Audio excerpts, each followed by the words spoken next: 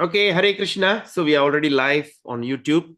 So please accept my humble obeisances, all gurus, Srila Prabhupada. So today I'm so excited to be in your association discussing Srimad Bhagavatam. Today we're going to cover Canto 1, Chapter 7, Text 8 onwards. All right? 8, 9, maybe 3 verses onwards. And today is a very auspicious day. Today is Nirjala, Pandava Nirjala Ekadasi. To discuss Bhagavatam on Ekadasi day is unbelievably very auspicious. Right? So today we also dedicate our reading to the betterment of His Holiness Jayapataka Swami Guru Maharaj, who are in who are not really well in Dallas, USA. Okay, so we dedicate our today's studies to him, to Guru Maharaj, His Holiness Jayapataka Swami Guru Maharaj. Right. So thank you so much for all of you for joining us today. So now we have Charan Lakshmi Mataji going to express a gratitude. Go ahead, Mataji. Hare Krishna to all devotees. Today I am willing to share a short gratitude poem on Srimati Radharani. Radhe, O Barsanavali Radhe, standing tall with a graceful slim waist, of a golden molten hue, most beautiful to behold. Your lotus eyes moving restlessly, searching with haste, pondering who was gathered today in new Narishma's fold. With your transcendental hands, you welcome us all. Oh Radhe, how truly fortunate we are, awakening our sleepy dormant souls at your call. Though we have come from lands so very far, oh Radhe Brashki Maharani, come and whisper softly in our ears. Awaken this land so sunny, from idle summer to prosperity through the years. Nayana, O lotus-eyed one, please do not agitate a restless mind with your Murali. Grant us even a quarter second with Radhe to receive her mercy and reach Golaka Vrindavan finally. Thank you. Thank you for this Zoom attendance. This is my offering gratitude from the bottom of my heart to have a slight blissful and blessing for all of us through her today. Thank you to all and Hare Krishna. Hari Bol. That was so wonderful. Yes, that's so fantastic. Thank you so much, Mataji. Of course, we are so grateful to Srimati Radharani for her causeless mercy. She's mother, and she always, so all that proposal that we have, we put it to mother. That's why we call Hare Krishna. All right, we're calling upon the mother Radharani and asking her, crying to her to engage us in the service of Krishna. Yeah, very nice gratitude. Thank you so much, Charan Lakshmi Mataji. And all right, with that, let's start our session today. Let's do our invocation prayer.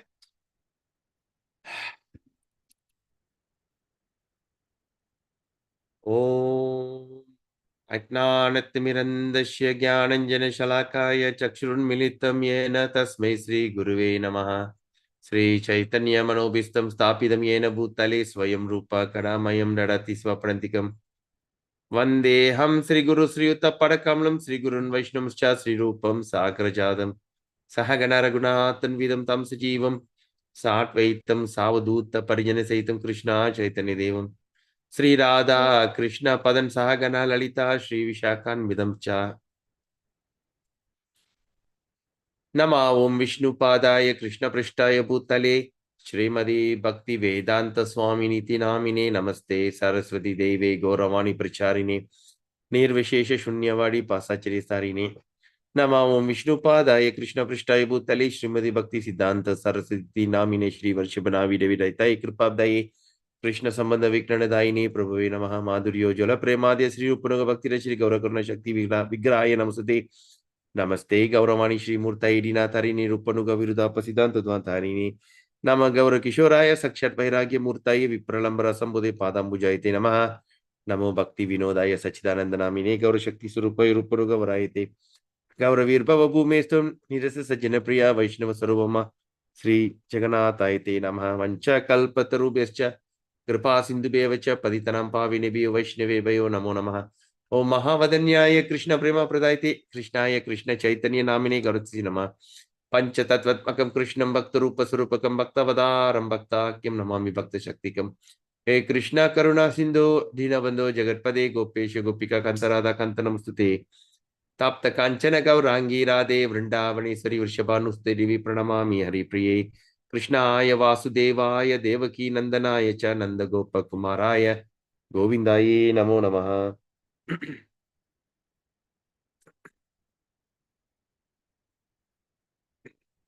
जय श्री कृष्ण चैतन्य प्रभु नित्यानंद श्री अद्वैत गदाधर श्री गौर भक्त वृंद. हरे कृष्ण कृष्ण कृष्ण हरे हरे हरे राम राम हरे हरे. हरे कृष्ण कृष्ण कृष्ण हरे राम राम हरे हरे. हरे कृष्ण कृष्ण कृष्ण हरे राम राम हरे हरे. हरे कृष्ण कृष्ण हरे राम हरे हरे. नारायणं नमस्कृत्य नरं चैव नरोत्तमं देवीं सरस्वतीं व्यासं ततो जयमुदीरये. नस्तप्रियेषु अभद्रेषु नित्यं भागवत सेवया भागवते उत्तमश्लोके भक्तिर्भवति नैष्टिकी. ओम नमो भगवते वासुदेवाय. ओम नमो भगवते वासुदेवाय. ओम नमो भगवते वासुदेवाय. जन्माद्यस्य यतोऽन्वयात् विरत इतरतश्चत्ते स्वाभिजनस्वराट् तेने ब्रह्म हृदय आदिकवे मुह्यन्ति यत्सूरयः तेजो वारी मृदं यथा विनिमयो यत्र त्रिसर्गो मृषा दाम्ना स्वेन सदा निरस्तकुहकं सत्यं परं धीमहि. मुखं करोति वाचालं पङ्गुं लङ्घयति गिरिं यत्कृपातमहं वन्दे श्रीगुरुं दीनतारणं परमानन्दं माधवं श्रीचैतन्य ईश्वरम्. नमो विष्णुपदाय कृष्ण पृष्ठाय भूतले श्रीमती जयपताक स्वामिति नामिने नामाचार्य पदाय नित्याय कृपा प्रदायिने गौर दामताय नगर ग्राम तारिणी जय श्री गुरु महाराज की जय. श्री जय गुरुदेव की जय. जय श्री आचार्य पद की जय. Hariom Tatsat. All right, Hare Krishna. So today we're going to continue our text 8, and I'm so grateful to Sundari Gopi Mataji and who's that? Mangala Rukmani Mataji for sharing your takeaway. It's very important to share your takeaway. So even at night when you share, actually whenever you share your takeaway, you actually reminding what we have learned. So it's also a kind of revision. I'm so grateful to both Matajis, and I hope that every one of you also can follow. Just share what you understood. That's it. Very simple. It doesn't take some rocket science, or you do not need to go there and study again. Just share what you understood.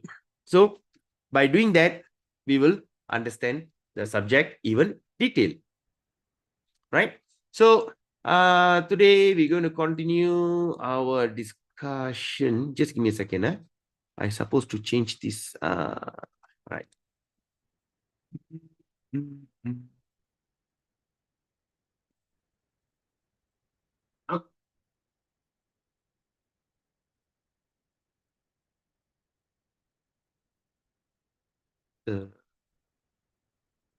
Srimad Bhagavatam.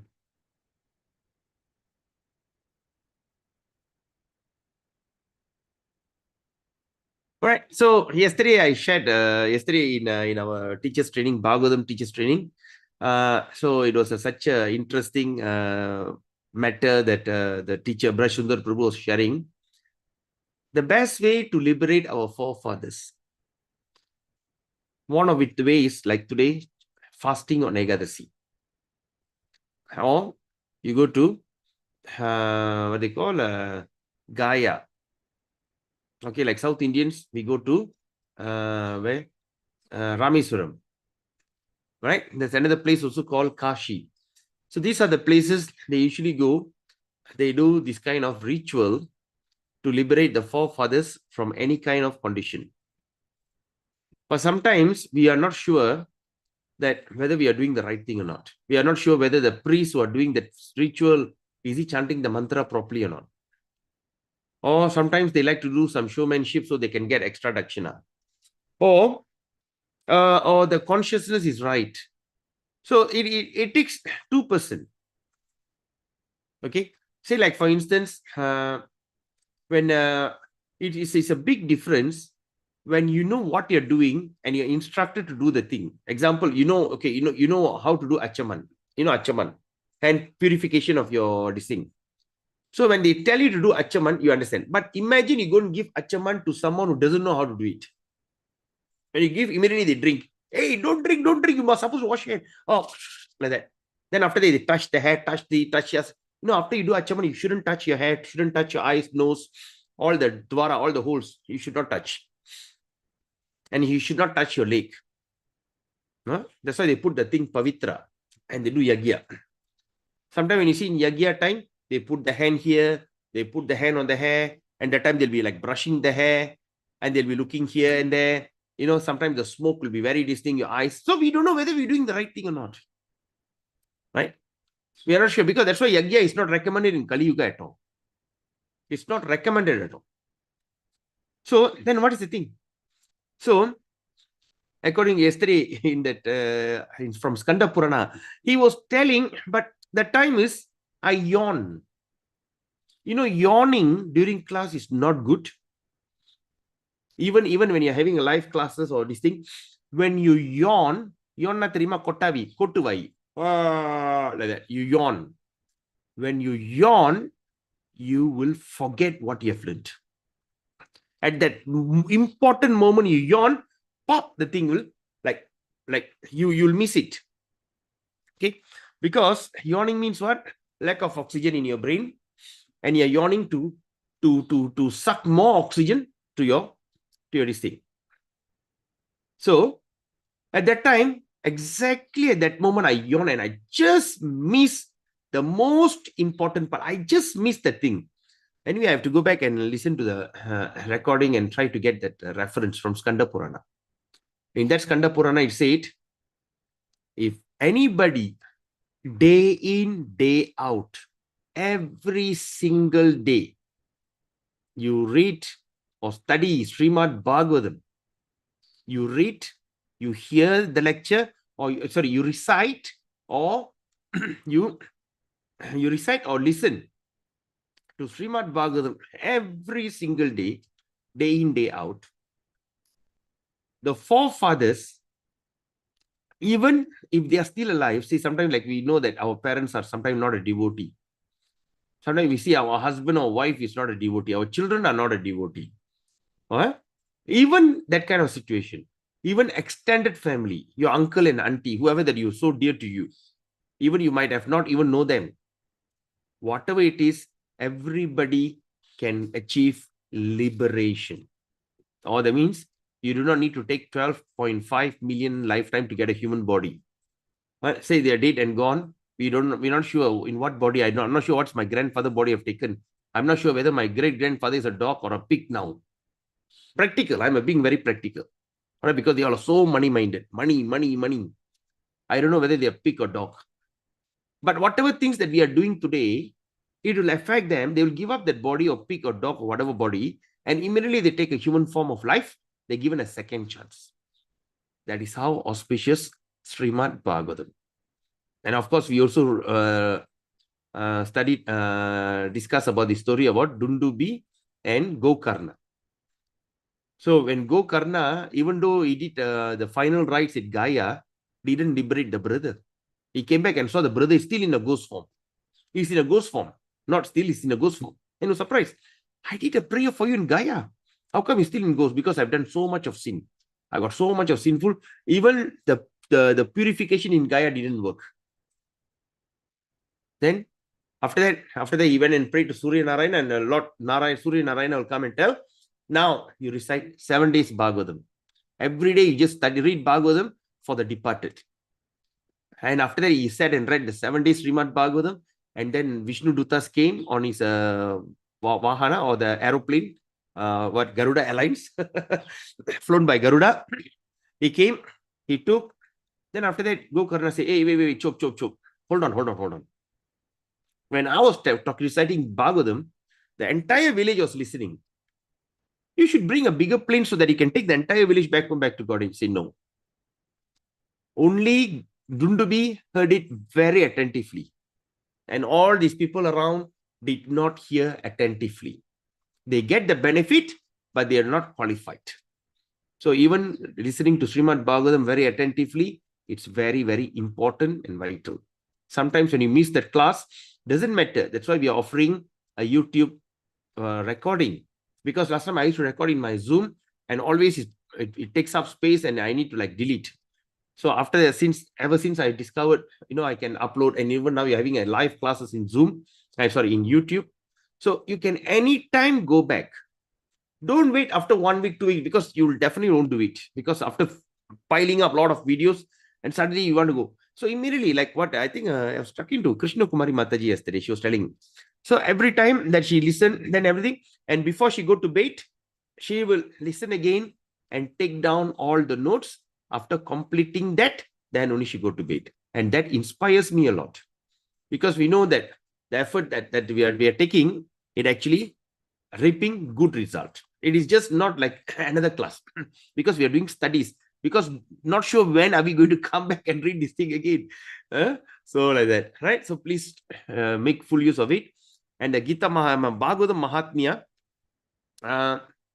I will be like compiling, because there's one book Sundar Prabhu was saying, so I will try to listen, and we discussed one Mahatmya. Now I've been sharing that Mahatmya.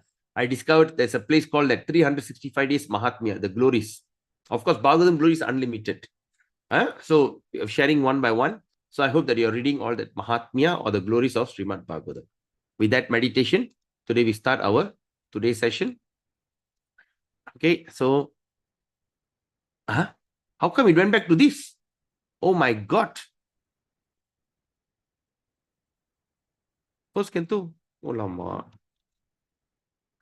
My children don't know what they have done.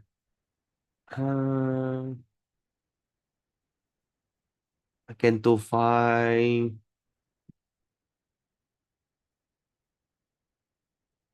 Chapter 7.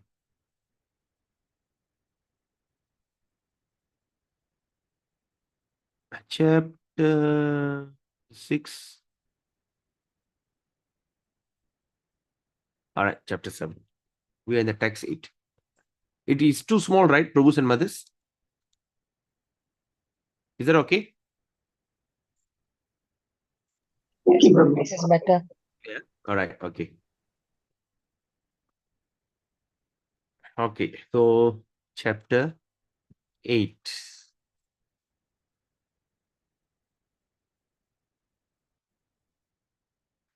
Okay. So last week, yesterday, what we have read is we are talking about, by hearing the subject matter of Srimad Bhagavatam, okay, this false complexity of materialism is removed. So what is that false complexity? We studied about the three kind of complexity. Okay. And this complexity creates what? Creates, I just saw the word. All right. And such false complexity, living beings are categorized under illusion. Okay. And they are encaged. Okay. They are encaged in a human form of body.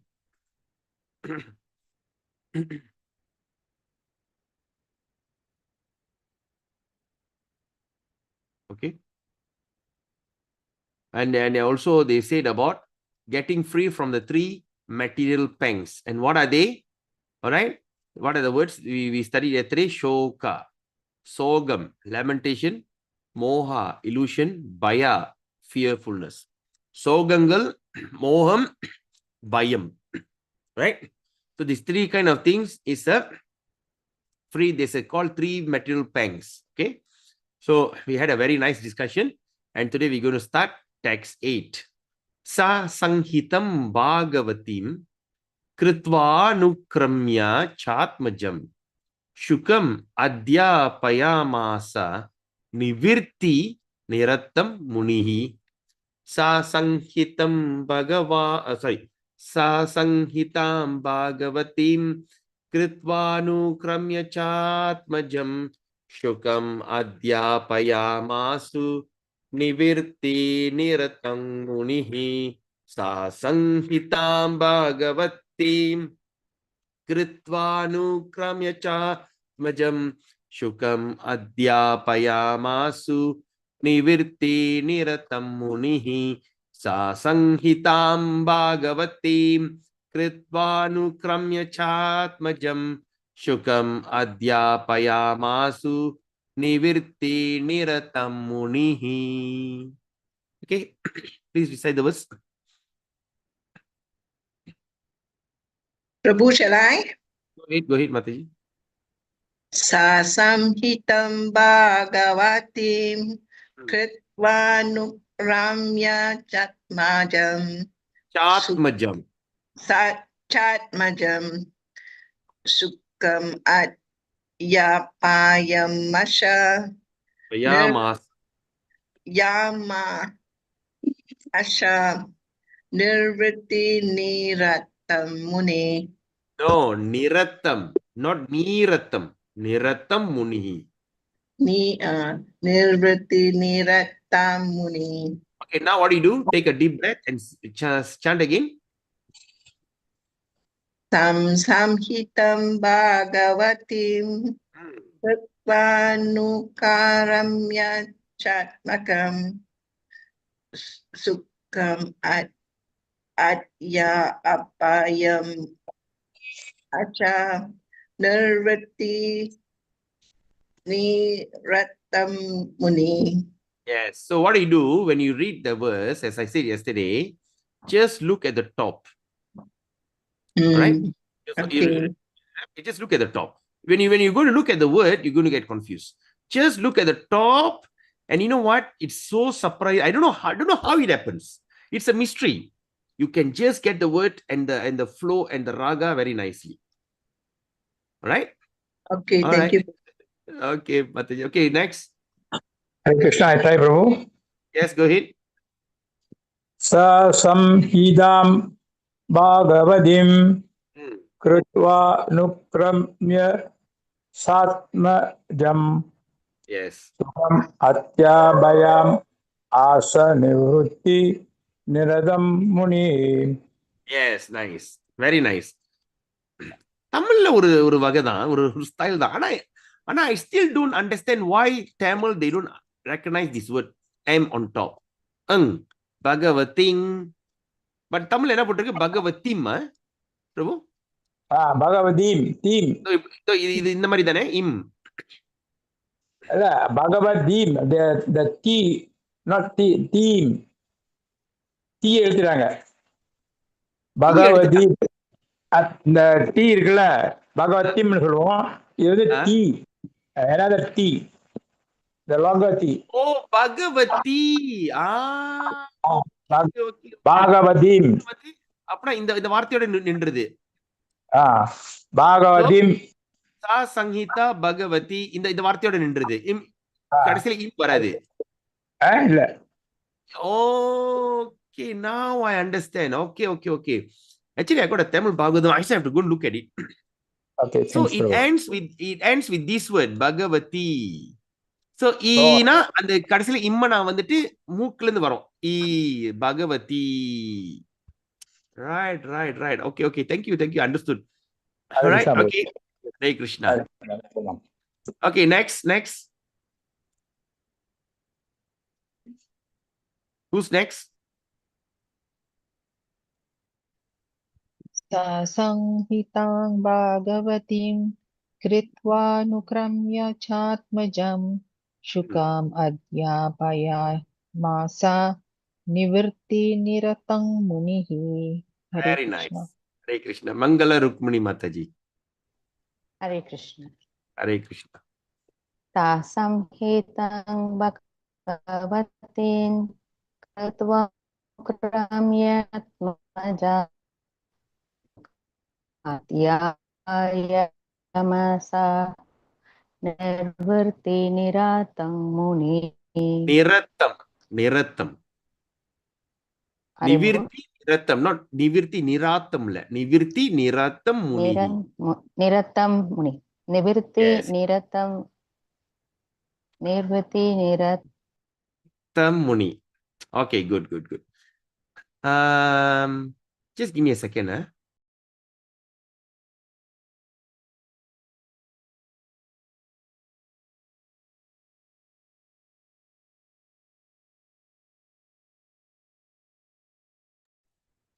All right. Okay. Next, please. Hare Krishna Prabhu. Yes, Hare Krishna Mat.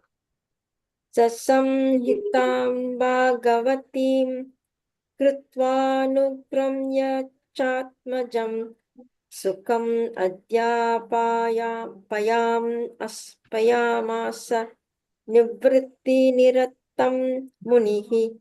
Yes, nice. Hare Krishna. Who's going to do the next? Come on, go ahead.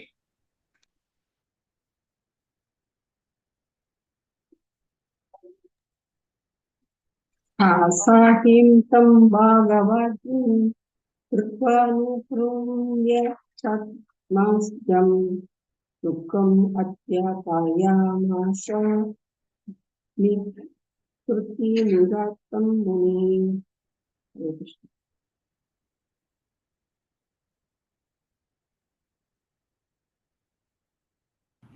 Okay, I think everybody is fasting for Nirjala. Try to preserve your energy, is it? How come today I don't see any enthusiasm at all? 5 Atyayam 7. Okay. Text number 9.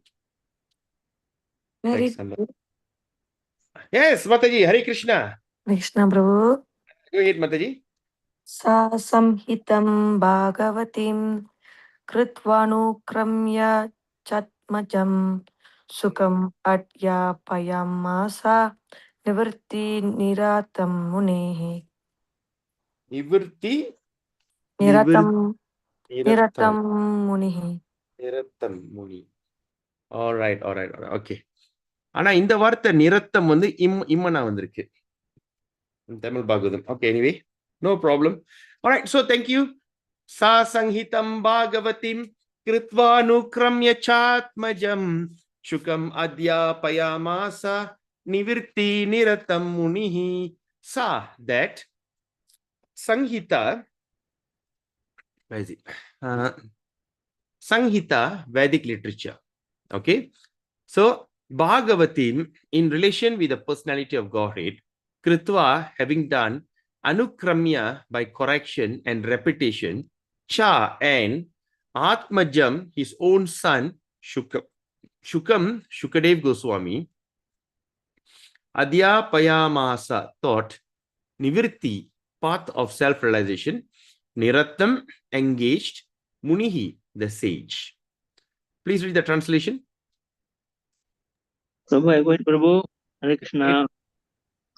The great sage Vyasa Deva, after compiling the Srimad Bhagavatam and revising it, taught it to his own son, Sri Sukadeva Goswami, was already engaged in self-realization. Hare Krishna. Hare Krishna. So now, let's look at the previous verse here. What we have understood simply by hearing this Vedic literature. Simply, doesn't take much effort, doesn't take much hard work. And by the way, please forgive me. I'm having a sore throat. I'm trying my best to speak. If you don't get it, please ask me to repeat because I cannot speak loud. So simply by hearing this Vedic literature, the feeling for loving devotion service to Krishna sprouts at once to extinguish the fire of lamentation, illusion, and fearfulness. Simply by hearing Hari Katha, doesn't take much effort. Simply listen, that's all. Then after that, in this verse, and Vyasadeva continues, he says, the great sage Vyasadeva. All right. Okay, now before that, we must understand who's speaking here. Who's speaking here? Sutadev Goswami speaking. All right. Sutta Goswami. Okay, Sutta Goswami is speaking here. He said, but after that, the great sage Vyasadeva, what he did? After compiling the Srimad Bhagavatam, after he finished up the Srimad Bhagavatam, compile, and he revised, make sure everything is correct, revising it. After he revised, all good, then he taught this to his own son, Sukadev Goswami. Okay, he taught this to his own son. Okay, the first disciple, the first one to hear Srimad Bhagavatam was his own son, Sri Shukadev Goswami, who was already engaged in self-realization. So what we understand here, we have read that before. Sukadev Goswami is already engaged in self-realization. Because Sukadeva Goswami, since birth, is a liberated soul. Okay. Now, let's look at the purport here. See what our Acharya Srila Prabhupada have written. Srimad Bhagavatam is the natural commentation of Brahma Sutra, which was compiled by the same author. So what does that mean? So we understood Brahma Sutra is a summary of the entire Vedas. And the summary of the entire Vedas was given by Vyasadeva. Or of course, they still got element of Dharma, Artha, Kama, Moksha. After the recommendation of Srila Narada Muni, he went further, gave commentary on Brahma Sutra. Just like how we are reading our Guru Vakya, Prabhupada, like a purport, that we're looking at the purport, is our Guru Vakya, Guru Bhashya. So that means, in other words, purport means commentary. The commentary on Srila Prabhupada on this verse. Like that, what happened? He gave a purport for the entire Srimad Bhagavatam. Entire Brahma Sutra. And that purport became Srimad Bhagavatam. Okay, it's a commentary. Then Prabhupada writes this Brahma Sutra is also called as Vedanta Sutra. The Brahma Sutra is also called as Vedanta Sutra. And this is only meant for those who are already engaged in self-realization. Prabhus and mothers, not everybody will get a chance to read this book. Then you can ask, then why are we distributing these books? Why are we putting up books? We don't know. We don't know what Sukriti every individual has. We have evidence that people read Srimad Bhagavatam and got enlightened. We also got evidence, like Bhagavad Gita. You know, every part of that Bhagavad Gita is so powerful and so potent. So the Brahma, that means it's only the Vedanta Sutra is meant only for self-realize. Sometimes we can go to the devotee's house, we can see a nice cabinet, and in that cabinet you can see Bhagavad Gita and Bhagavatam are nicely arranged.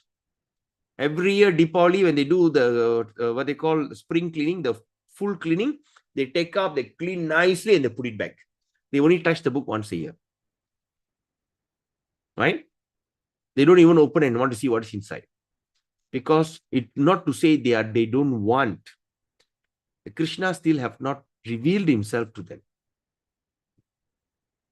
them. I've sent a set to my cousin sister in New Zealand. That day she took the photo and it's not even put in the, it's very nicely arranged. I said, what are you doing? Picking up dust. Since you're reading all kind of nonsense literature, why not you just add this into your reading? No, Anne, this is too hard for me. I said, you don't even touch it. How can you find it hard? So we don't know.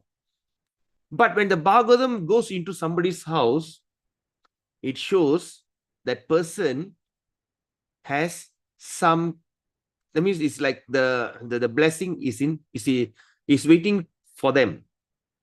The Bhagavatam doesn't go to anybody's house whimsically. And not everybody can touch it and read it. And everybody who read it, they may not understand it. It takes a huge blessings and mercy. We read that yesterday. By the mercy of the Lord will reveal himself. But the problem is when the Lord reveals himself to us, we may get confused. Imagine when Lord comes in the form of Narsinga Dev, what will happen to you? You'll faint. Right? Who is this ugly form, terrible form? And imagine when the Lord comes into your house like tortoise. There's an Indian, they are quite superstitious. Ama poda vido, amina punda vido. Ama punda vido, amina punda vido urpadadi. They find tortoise is very inauspicious. Right? When the tortoise enter the house, soi, bad luck. Imagine when Krishna comes to you in Kumara Avatar, come to your house, what will happen to you? That's it. So we are not qualified to see the Lord. So the Lord comes to us in two different ways. One is he comes in the form of a spiritual master, the mercy form. Then secondly, he comes in the form of story, literature form, in the form of Srimad Bhagavatam. So when we are all sitting here and studying Srimad Bhagavatam, just ask yourself, am I ordinary or am I extraordinary? But this kind of asking yourself, it is not meant to trigger your ego, but to be grateful of your blessings. The more and more you are grateful, that's why we keep hammering every morning before we start the session, we must someone to express gratitude. Someone is expressing and someone is listening. Because the more and more we are grateful to things that are happening with us, we will be free from distress, depression, frustration, lamentation, fear, expectation. All this will go away because we are so grateful, because we know that we are living life full of blessings. There's nothing to hope for, nothing to look for. Even something goes off, maybe it's all Krishna's decision to remove that. So he's going to give us something great in life. That's why expressing gratitude is very important. Now, Srimad Bhagavatam is so made that one becomes at once engaged in the path of self-realization.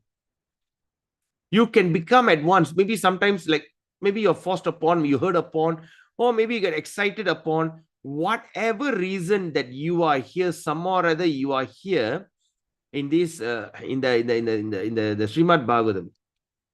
All right, he at once, whatever reason he can be that triggers him to take up to read, he at once, okay, made that one becomes at once.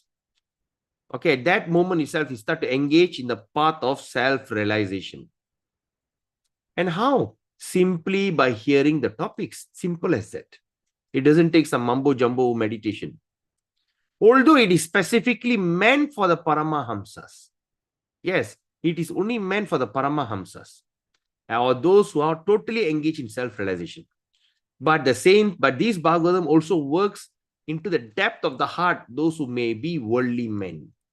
So even it can work in the depth, it can go deep into the heart, even the person is first-class karmi.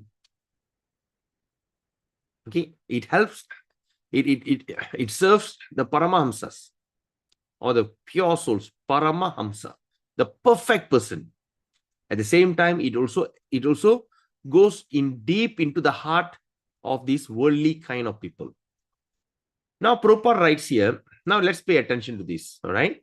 What he writes is very interesting.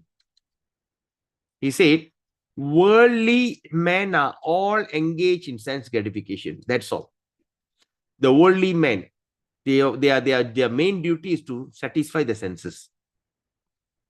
But even such men will find this Vedic literature a remedial measure for their material disease.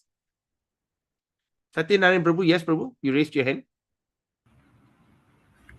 Hare Krishna, Prabhu. Prabhu, Hare. can you make the words a bit bigger, Prabhu? It's very difficult. Okay.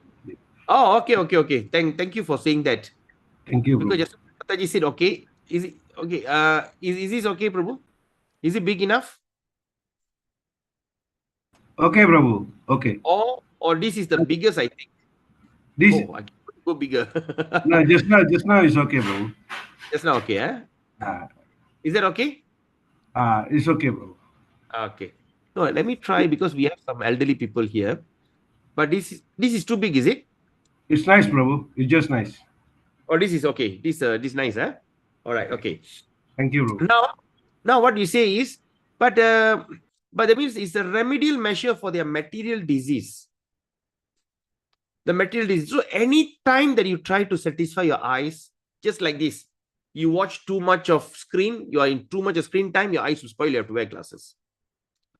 You put some earphone and you put some loud music, you don't doom, you want to get the full benefit of the techno, your ears will be gone. You have to wear hearing aid.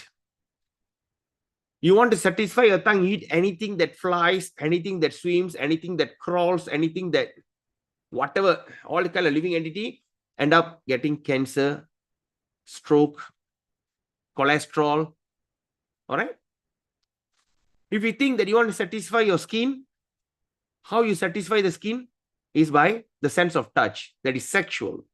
Overindulge in sexual, you can have syphilis, you can have STD.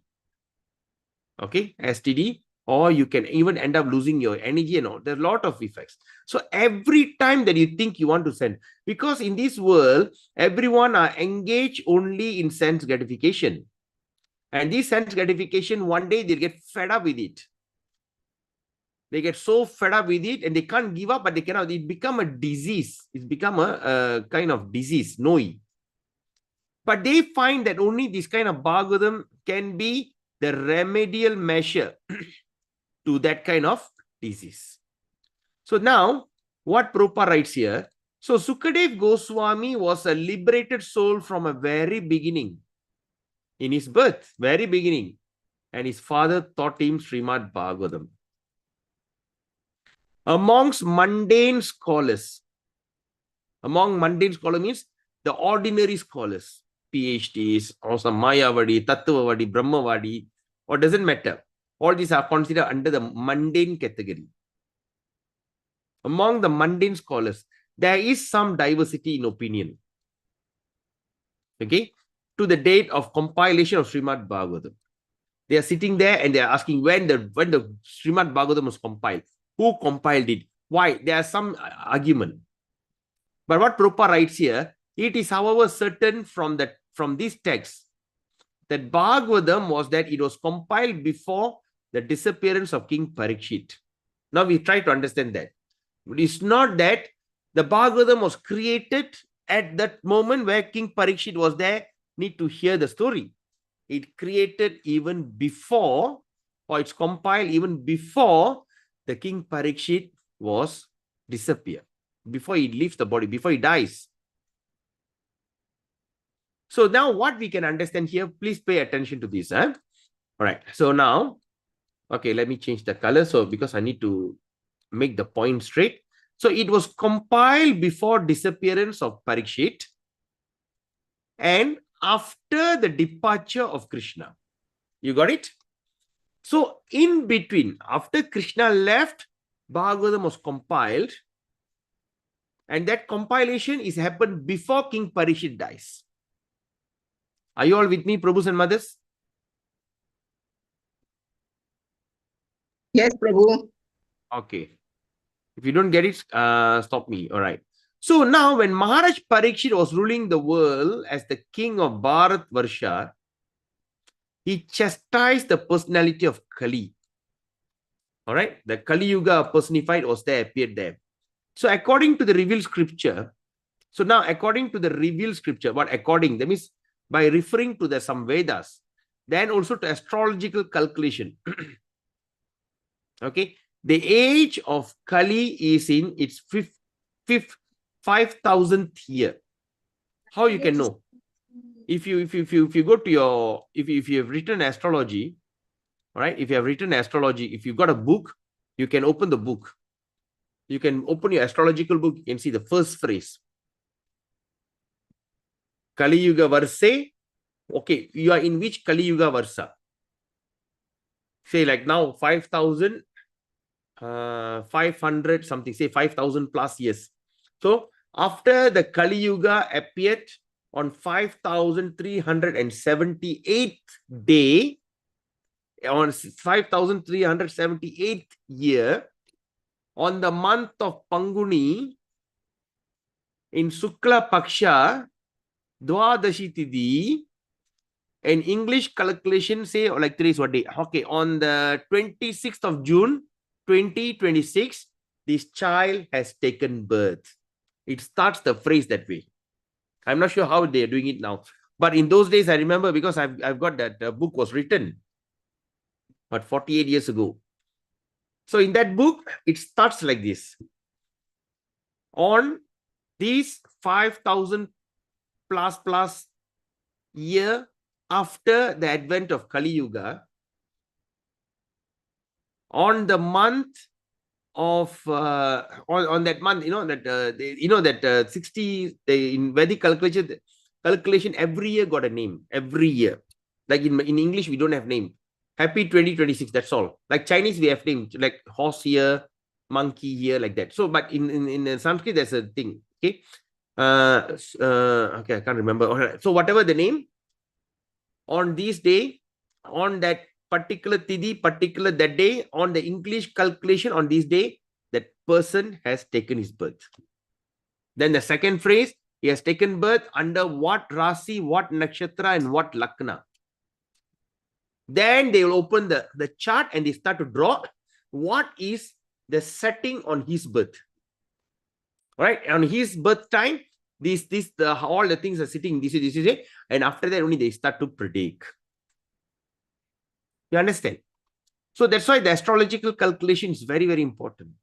But nowadays, every Tom, Dick and Harry can take up astrology. In order for us to have that astrological talent, we also must have that astrological talent in our chart. All right, I try to get for you the reference, but there is one place I remember reading. There's a special hell created for the astrologers. There's a special hell. If any astrologer give a bogus statement, talk nonsense, simply talk craps, these are the people who will exclusively send to that particular hell in Patala Loka. Very important. It's very hard to get the good astrological. What are the qualifications of the astrologer? He has to be fully detached. Because only the detached people can speak the truth. Number two, he should not hard up for any kind of dakshina or money. Whatever they give, you should accept. Number three, since he's doing this kind of karma kanda, when reading someone's astrology, it also carries a big karma for him. So he has to be self-controlled and he has to be a Vaishnava. He has to be a sadhu. Because as a sadhu, he knows how to remove his what they call his bad karma. Sometimes when you see the priests who are doing this kind of yagya, death ceremony, birth ceremony, marriage ceremony, and all this kind of ceremony, they should be fully under self-control. Why? And they should be very careful of their sadhana. They have to be very careful. They have to wake up for Mangala. They have to got a lot of rules and regulations.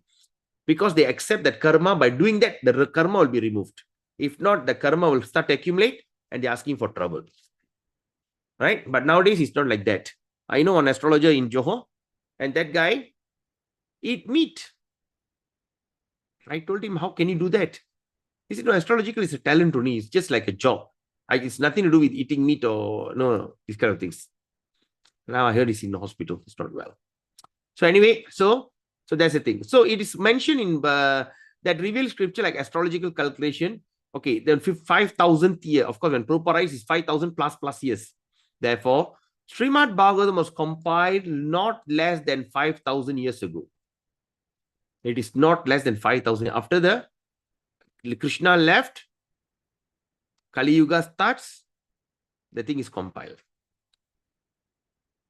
Another information that we see, that Prabhupada writes, Mahabharata was compiled before Srimad Bhagavatam.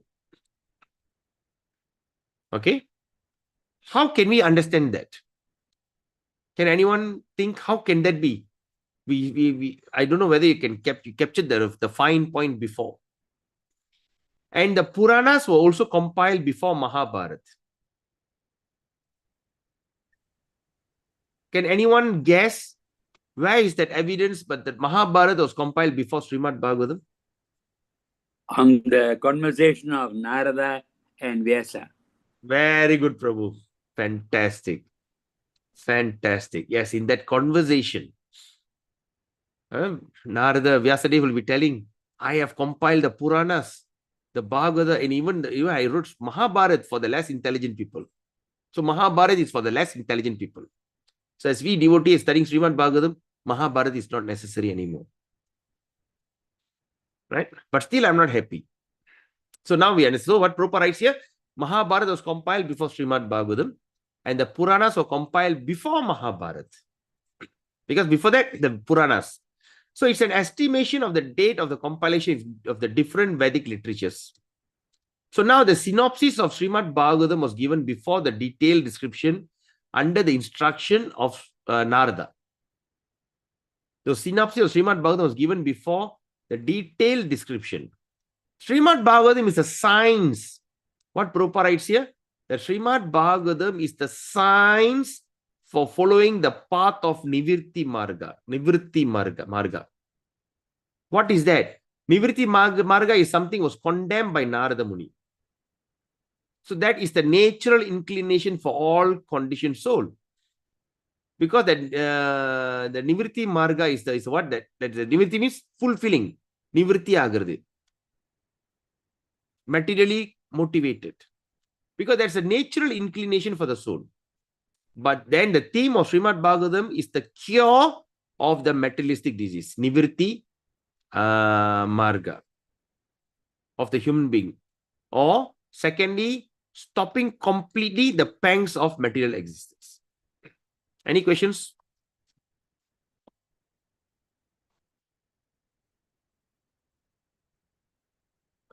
Okay, now let's go to the next one.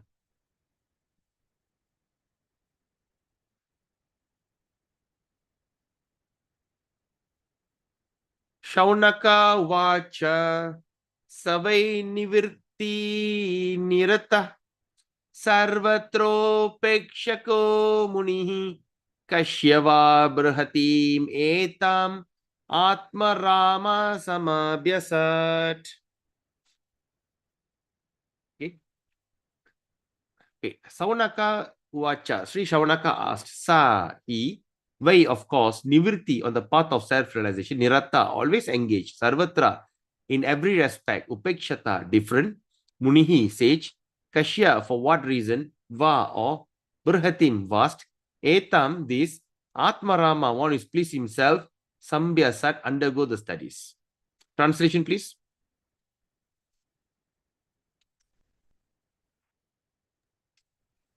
Sri Shaunaka asked Sutta Goswami.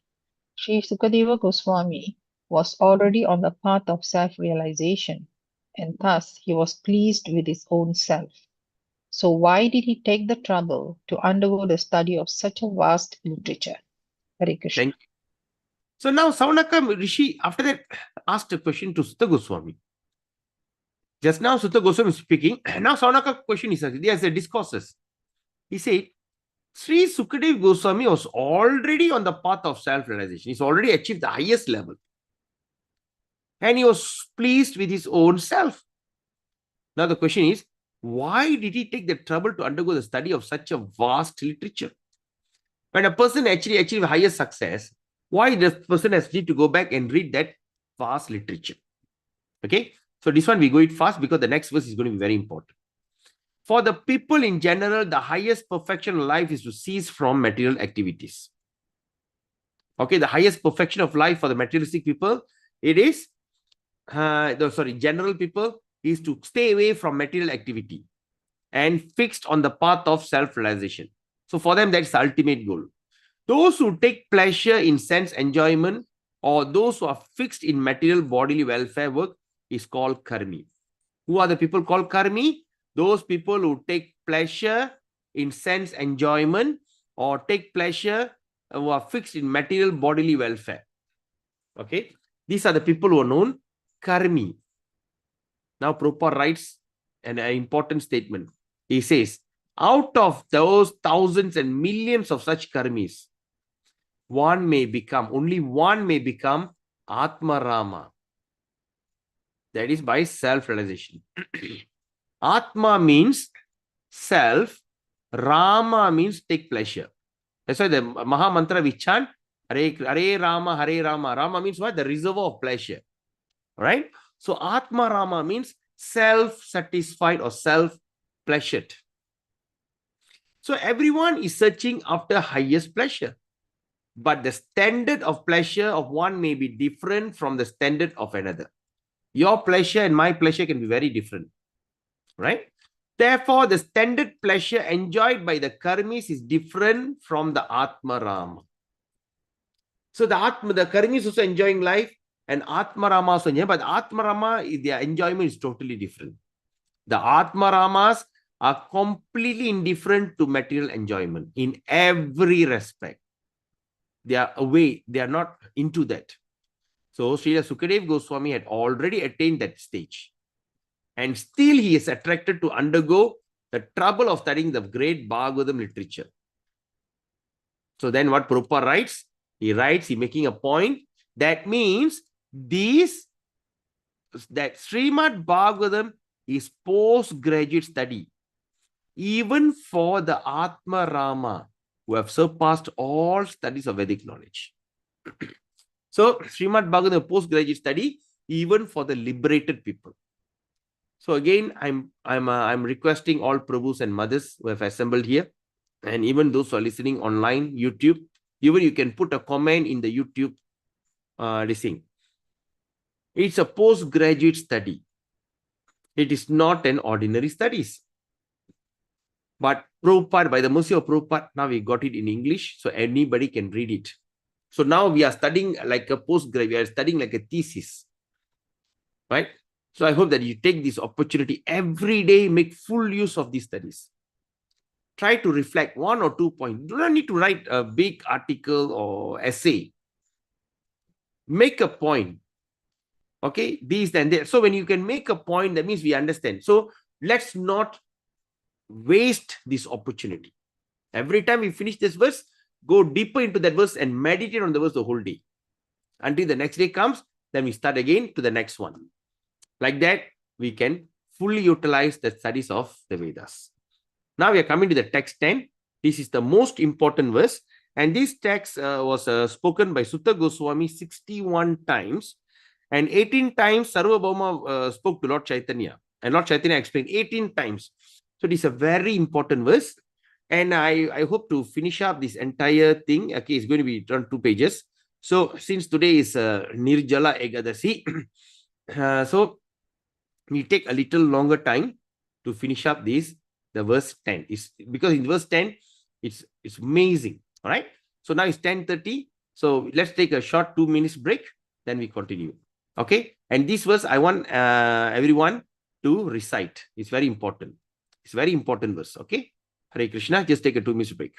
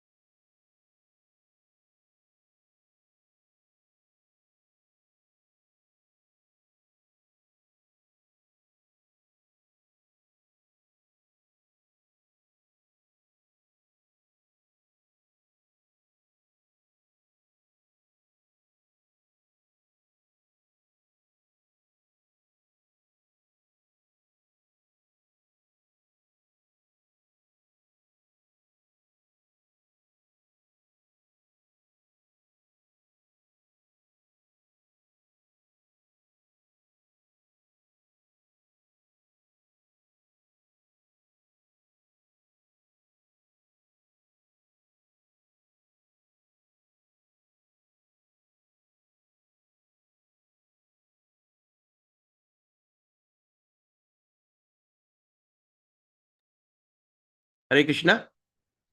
Are we back? Prabhu, in the like this font, okay, Prabhu? Is it clear enough? Satyanarayan Prabhu? கொஞ்சம் பெருசா இருந்தா நல்லா இருக்கும் பிரபு. ஓ, இன்னும் கொஞ்சம் பெருசாவா? இல்ல, அது ரொம்ப பெருசா இருந்துச்சு. இது இல்ல பிரபு, இது ரொம்ப பெருசு. அதோட கொஞ்சம் முத வச்சு கரெக்டா இருக்கும். அதோட ஒரு ஸ்டெப் லோனா இது. Okay, bro. One step higher is this one. One step lower is this one. Okay, bro. So இது ரொம்ப சின்னதா இருக்கு. இது ரொம்ப சின்னதா இருக்கு. சரி. இது ஓகே. இது ஓகே. ஓகே. அப்பனா நான் கொஞ்சம் தூரத்துல இருந்து தான் பார்க்கணும். Oh, sorry, Prabhu. It's okay, it's okay, it's okay. No problem, no problem. உங்களோட வசதி தான் முக்கியம். Thank you, Prabhu. All right. Okay. Let's look at this verse here. Sutta uvacha atmaramascha munayo nigranta api urukrame kurvanti haitu kim bhaktim ittam bhuta guno harihi. The two important words, atmarama, ahaituki. Ahaituki bhakti. All right, it's a very important thing. All right. Sutta vacha atmaramascha munayo nigranta api urukrame kurvantya haitukim bhaktim ittam bhuta guno harihi. Anyone like to recite the verse? Hare Krishna Prabhu. Hare Krishna. Sutta uvacha Atma Rama Lachmunayo Nitkaranta Abhi Urukrame Kurvanti Hai Sugim Bhaktim Ittam Bodha Guno Hari. Nice. Next. Sutta uvacha atmaramascha munayo nirgrantapi urukrame kurvanti aitu kim bhaktim idam bhuta guno hari. Hare Krishna. Hare Krishna. Next. Sutta uvacha atmaramascha munayo nirganta pir urukrame kurvanti ahaitu kim bhaktim ittam bhuta guno harihi. Hare Krishna. All right. Sutta uvacha apmarama damunayo nigranta api arukrame kuvanti ahaitu kim bhakting itam bhuta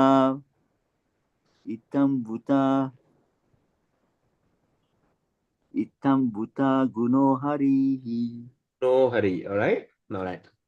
All right. This is not Bhuta. Bhuta. Bhuta means, you know what? Not true.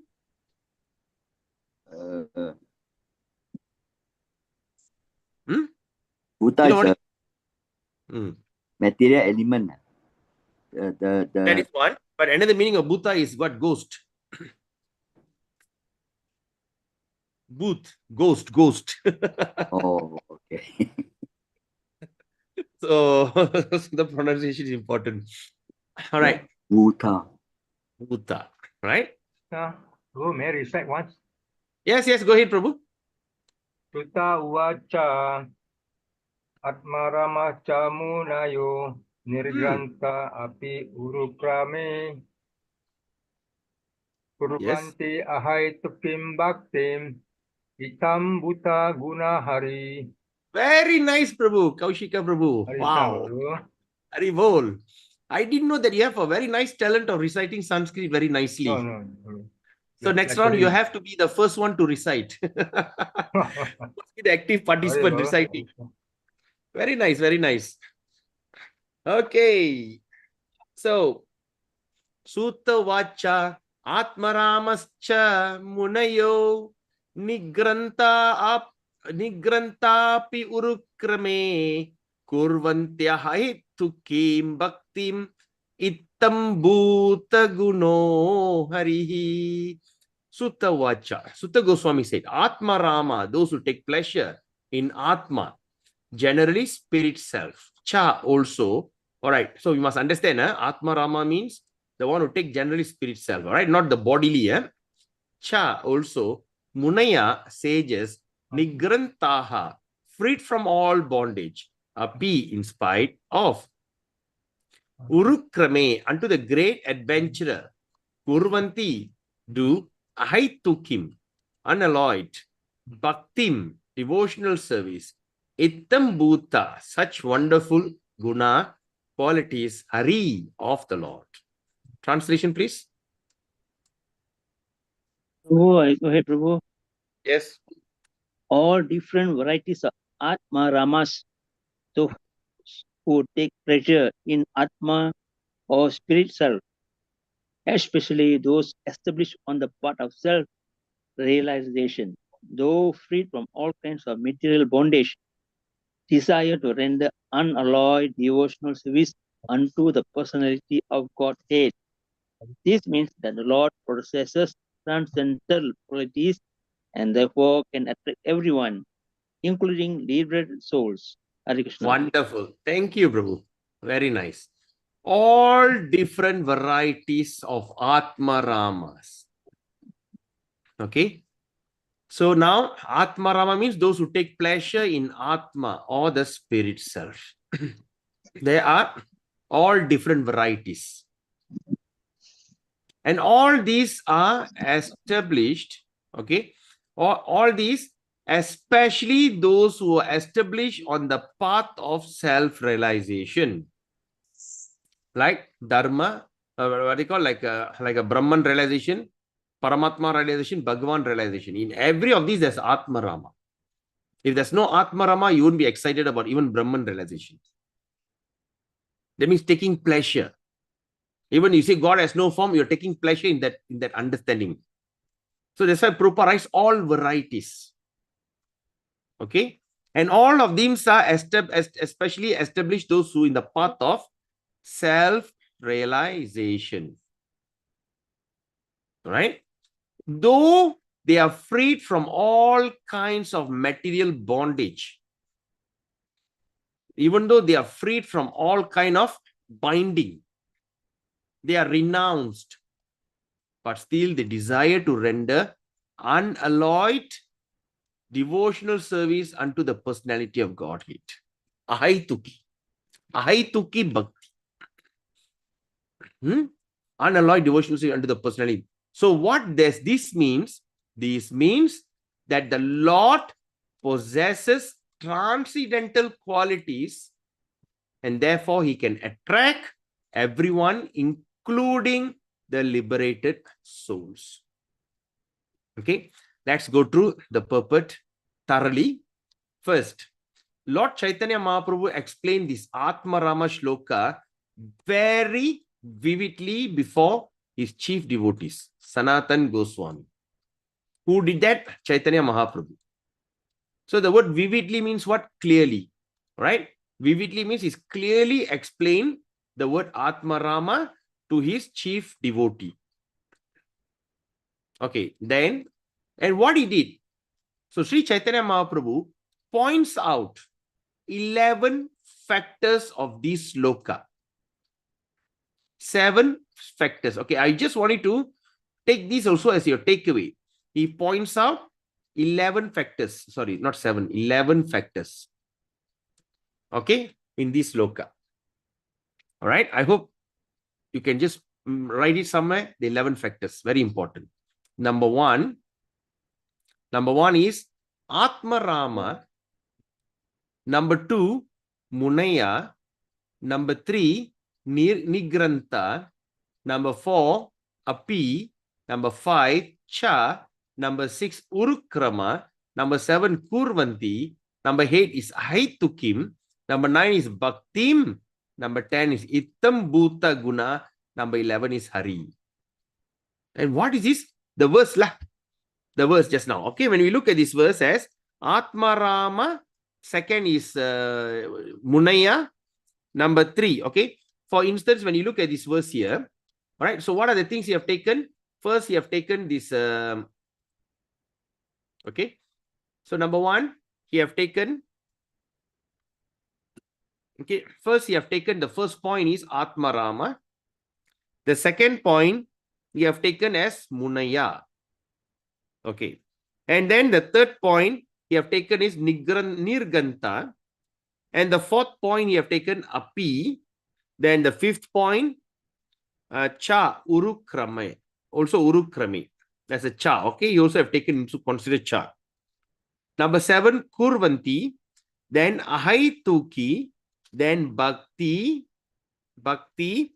Then Itam Bhuta Guna. All right. Itam Bhuta Guna. This is one word. And the 11th one is Arihi. So you have taken all these things and explain the detail. By understanding these, you basically understand or realize too many things. All right. Okay. Now let's go for it.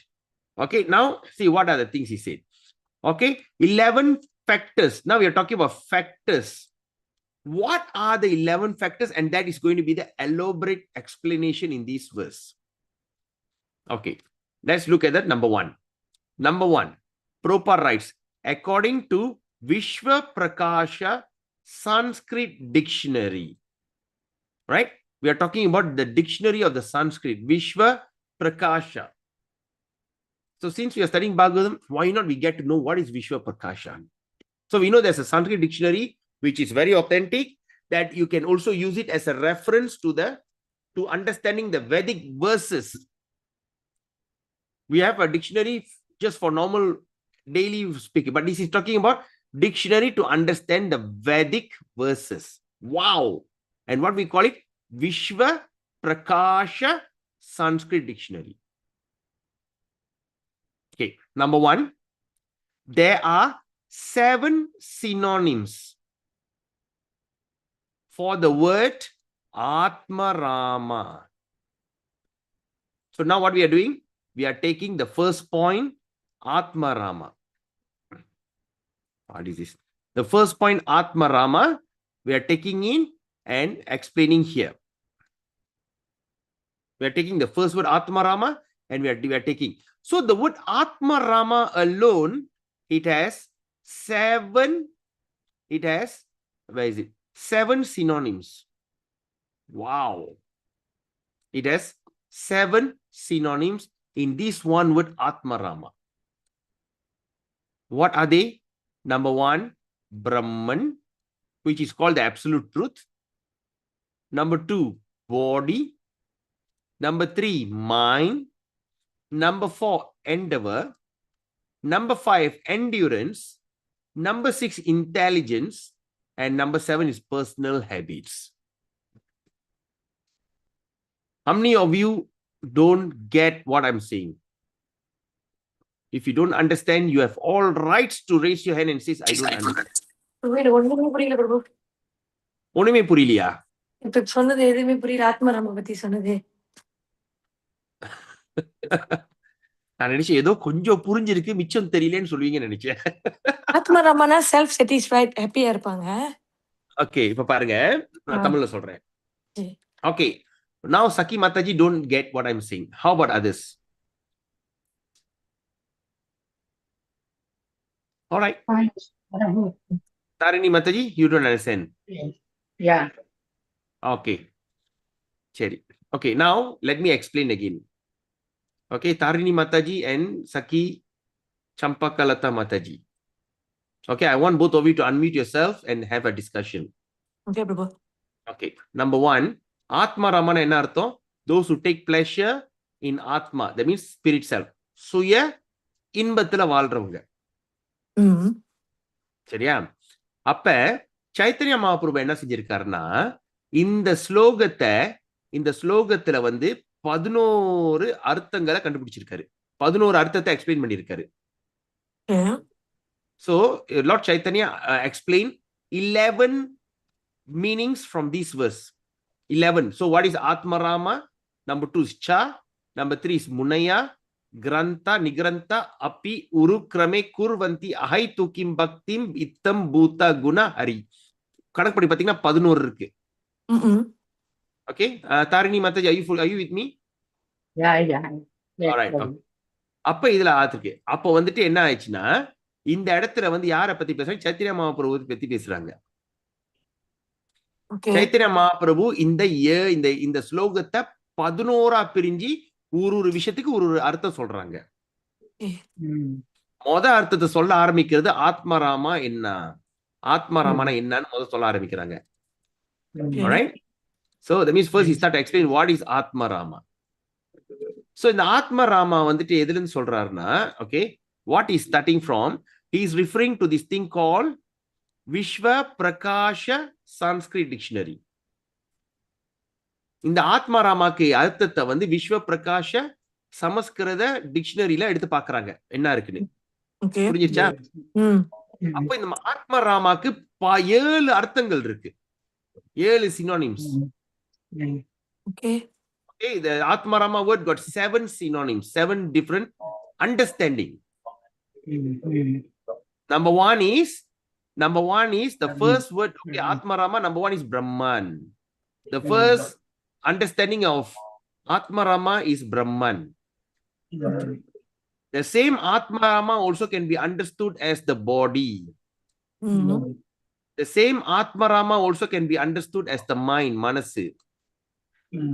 The fourth Atmarama also can be understood as endeavor, Muyirchi. The fifth meaning for the Atmarama also can be understood as endurance. Endurance என்ன சொல்லுவாங்க? தாங்கிக்கிறது. Endurance. And the sixth meaning of the Atmarama is also can be so intelligent, Jnanam. Arivu. The seventh meaning for the Atmarama is called personal habit, Suya Gunangal. Now you got it?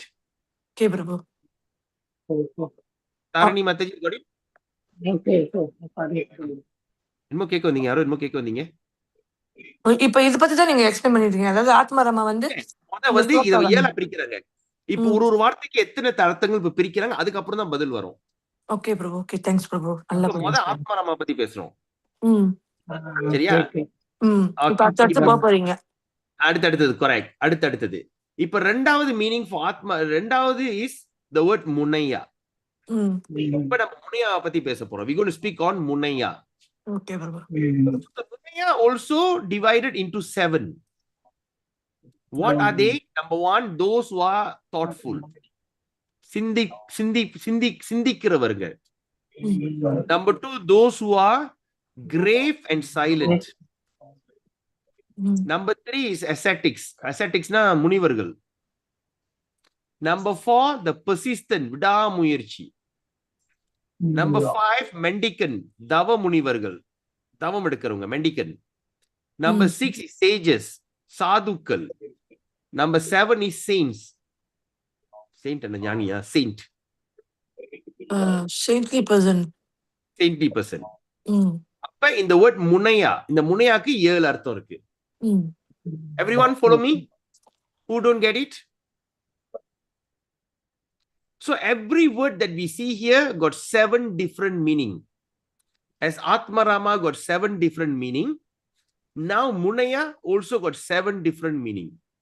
That is, those who are thoughtful, those who are grave and silent, those who are ascetics, the persistent, mendicant, sages, and saints. Everyone? All follow me? Thumbs up? Yes, Prabhu. Yes, Prabhu. Okay. Yes, Prabhu. Okay, you need to respond to me because I need to off the thing only I can see everyone. If not, I can't see anyone. Yeah. So, okay, very important. Okay, now we have already spoke on the second one. Let's look at the third one. The third meaning is Nigranta.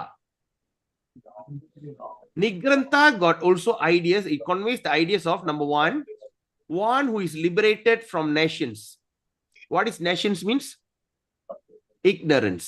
That means அறியாமையிலிருந்து விடுதலை பற்றவன், அறியாமையிலிருந்து வெளியாகவன், மோட்சம் அடைஞ்சவன், liberated. Number 2, one who has no connection with scriptural injunction.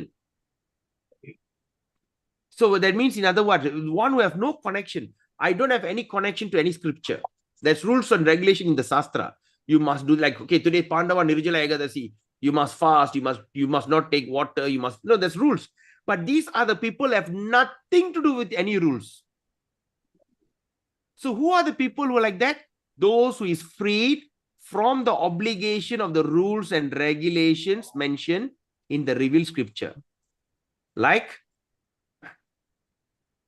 ethics, Vedas, philosophy, psychologically, metaphysics, etc. All right. So who are these people? In other words, the fools, illiterate urchins. So இவங்கள யாரு? மூடர்கள், Padikadavan, Madayan, urchin. Urchin, how you can say it in English? Urchin means what? My English editor, Vaishnav Prabhu, urchin means what?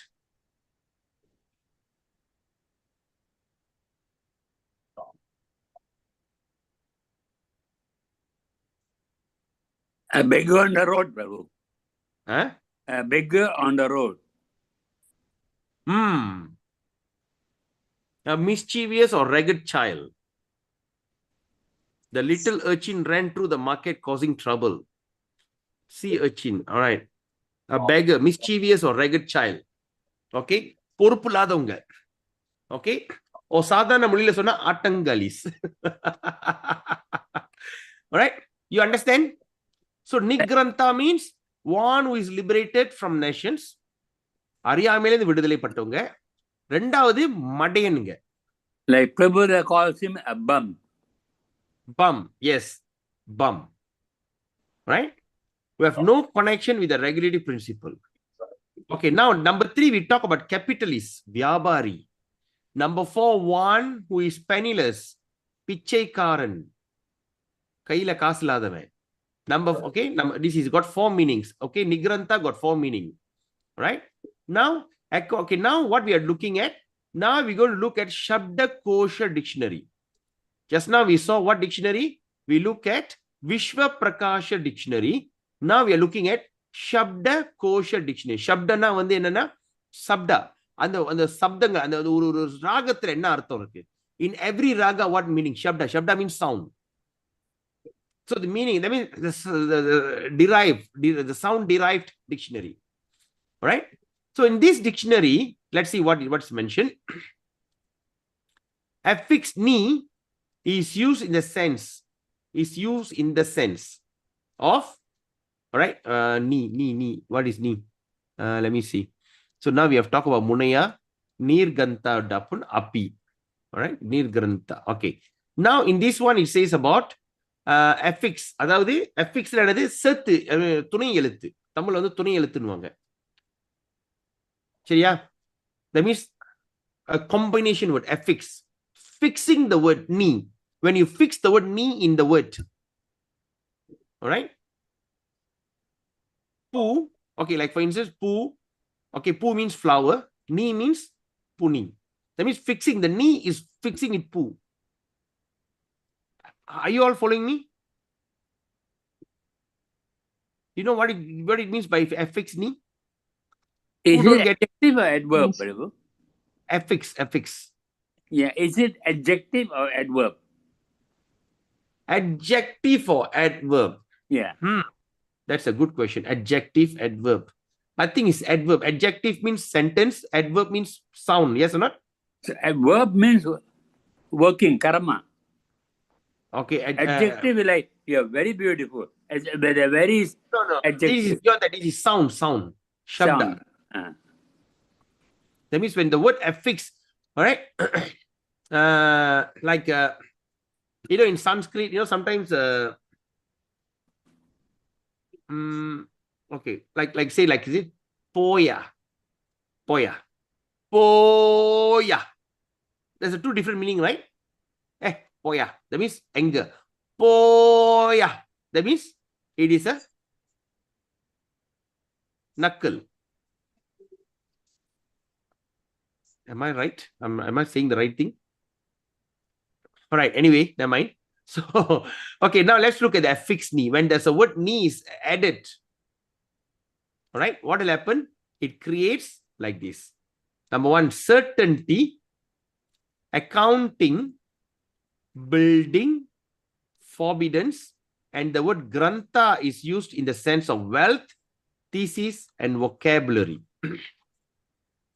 Grantha. Grantha means what? Vedas. Okay, Granthas means Vedas. And Vedas also can be kept it as in what they call, or in the Sastra, understanding. Granth. Okay, it says like the wealth, thesis, vocabulary.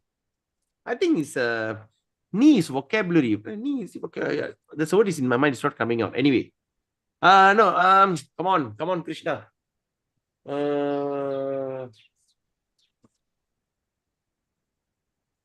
Yeah, that's what. What is a chronology? Yeah, is it? Yeah, it's not coming out. Okay, anyway. So now let's. Please mute, everybody. All right, now let's look at the word urukrama. Urukrama means one whose activities are glorious. All right.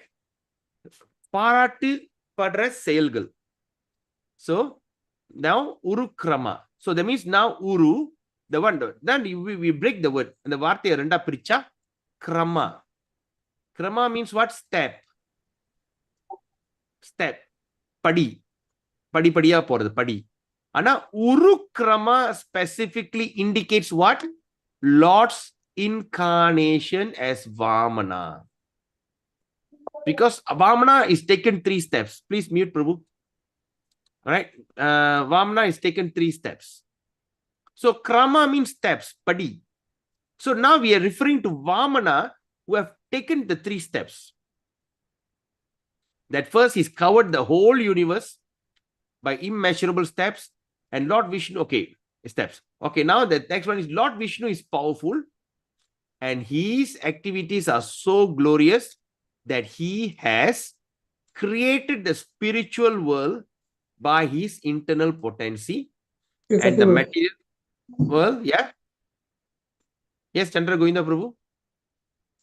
This one in the Tamil, Prabhu, is called புகழுக்குரிய செயல்களை கொண்ட ஒருவர். என்னது? இந்த உருக்கிரமா என்றால் புகழுக்குரிய செயல்களை கொண்ட ஒருவர். புகழ் உருக்கிரமா என்றால் புகழுக்குரிய செயல்களை கொண்ட ஒருவர் என்று பொருள்படுவதாகும். கிரம என்றால் அடி என பொருள்படும். உருக்கிரம என்றால் இச்சொல் முக்கியமாக மிக பெரிய அடிகளால் முழு பிரபஞ்சத்தையும் ஆண்ட வாமனன் அளந்தவரான பகவானின் வாமன அவதாரத்தை குறிப்பிடுவதாகும். Yeah. All right. Yes. So that's what we are saying here. Urukrama specifically indicates Lord's incarnation as Vamana. And before that, Urukrama means the one whose activities are glorious. Pugal patra செயல். இங்க இருக்குல? Glorious. Okay? Right. So, we understand that the Lord has created his spiritual world through his internal potency. And the material world through his external potency. I hope you all remember this. And by his all-pervading features. What is these features now? What do you call this?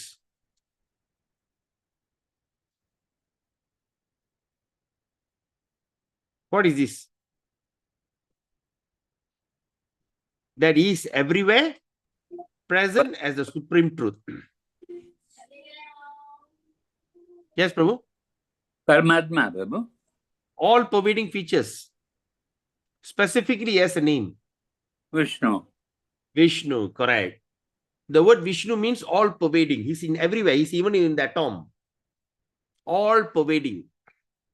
Shirodakshai, Prabhu. No. Shirodakshai தான். All-pervading. ஆனா அந்த all-pervading-க்கு நுணுக்கமா ஒரு அர்த்தம் இருக்கு விஷ்ணு. விஷ்ணு என்ன அர்த்தம்னா all-pervading. Okay, Prabhu. Okay. Now, he's everywhere as the supreme truth. Okay. Now, and in his personal feature, he is always present in his transcendental abode of Goloka Vrindavan. First is in the form of Vishnu, is everywhere as a supreme truth, Param Satyam. At the same time, in his personal feature, he is always present in transcendental abode Goloka Vrindavan. That means he never leaves Goloka. Even his expansion is spreading all over, but he personally has not left Goloka. Where what he does in Goloka, he displays his transcendental pastime in all variegatedness. All variegated means all types of varieties. Pala vagai செயல். And his activities cannot be compared with anyone else. You can never compare Krishna's activity in Goloka with anything else. So that's why his word Urukrama just applicable to him only. Only to him. You can't use this to anybody else. Any questions? Do you understand or confused? All right. Great. Okay, you all are with me, eh? All right. Now, okay. Let's continue. Now, let's look at the next one. Okay, next one. There's only few colors here. Not much. Okay, anyway. According to Sanskrit verbal arrangement. Yes, Prabhu. Verbal. The word just now, verbs. Verb. So, verbal arrangement, kurvanti. Just now we talk about ti, right? Or ni. This is ni. Okay. So, kurvanti means, what is the word kurvanti means? To do things for someone else. Kurvanti. Therefore, it also means that Atmarama render devotional service unto the Lord, not for personal interest, but for the pleasure of the Lord. Urukrama. Did you understand this? All right. Yeah. You want a further explanation? Saki Mataji, Tarani Mataji, Purincha? ஃபர்தரா கொஞ்சம் explain பண்ணுங்க பிரபு. எது? இப்போ நீங்க இந்த சொன்னீங்க. அதாவது சான்ஸ்கிரிட் சமஸ்கிருதத்துல வேர்பல் அரேஞ்ச்மெண்ட் ஒரு விஷயம் என்ன பண்ணா, குருவந்திக்கு இன்னொரு அர்த்தம் இருக்கு. குருவந்தி என்னன்னா மத்தவங்களுக்கு செயல்படுறது. சுயநலவாதி இல்ல, பொது நலவாதி. மத்தவங்களுக்காக பலன் செயல்படுறது. அப்போ வந்து இன்னொரு அர்த்தம் என்னன்னா ஆத்மராமா. ஆத்மராமான தெரியும்ல? ஆத்மராமான என்னது? Self satisfy. இந்த ஆத்மராமா இவங்கலாம் வந்து இவங்க வாழ்றதே மத்தவங்களுக்கு சேவை செய்யறது. குர்வந்தி. பகவானுக்கு சொந்த சுய ஆசை. That means you don't go and stand in front of God and ask for things. You serve Krishna just to make him happy. Okay. Okay. What is the one example of kurvanti? Can anyone of you think? Who is that? பக்திவேணு Thakur. அவங்களாம் வந்து இல்ல அது ஒரு புராண கதையில பார்ப்போமே. We have direct relation with Krishna. Who one example of kurvanti? Rakshit Maharaj. Hanuman. Okay. Hanuman. Yes. Okay. Hanuman. Correct. Yeah. Hanuman. But Hanuman is a brahmachari, is a servant, he can live a carefree. But what happened if you know anybody who have family who are suffering, struggling, and still don't ask Krishna for help? Sudama. Sudama Brahmana, right? So he have wife is so poor and they have no food to eat. The wife also become a skinny and he become a skinny. And the wife at last told him, please, your best friend is Krishna. Can you go and get something from him? He went there. He felt so bad. He didn't ask. He came back. He just went there, pleased the Lord by giving some rice and came back. So this is called kurvanti. That means they are not living for their own benefit, but they are living for the benefit of others, especially for the pleasure of the Lord. And the Lord is called as Urukrama. What is Urukrama means? We have studied here. Urukrama means one whose activity is glorious. Okay, Urukrama means the activity is glorious. That means every step that he takes, every step, it indicates big success. என்ன பாதம் பகவான் எடுத்து வச்சாலும் அந்த every step that he takes, it is success. So Krishna is known as Urukrama. So Kurvanti serves the Urukrama. Are you all with me, Prabhus and Mothers? Tarani Mataji and Saki Mataji, okay? Tarani is not there. Oh, Tarani Radhika Mataji is there, all right. Okay, Prabhu. Very good. குர்வந்தினாக்கா அவங்க பொது நலத்துக்காக வாழ்றவங்க. உருக்குரமனாக்கா பகவான். பகவான் ஏன் பகவான்? ஏன்னா அவர் வந்து உருக்குரமன் என்ன அர்த்தம்? உருக்குறமா இப்பதான் சொன்னீங்க. எடுத்து வைக்கிற பாதம், எடுத்து வைக்கிற what do you call that? படியா?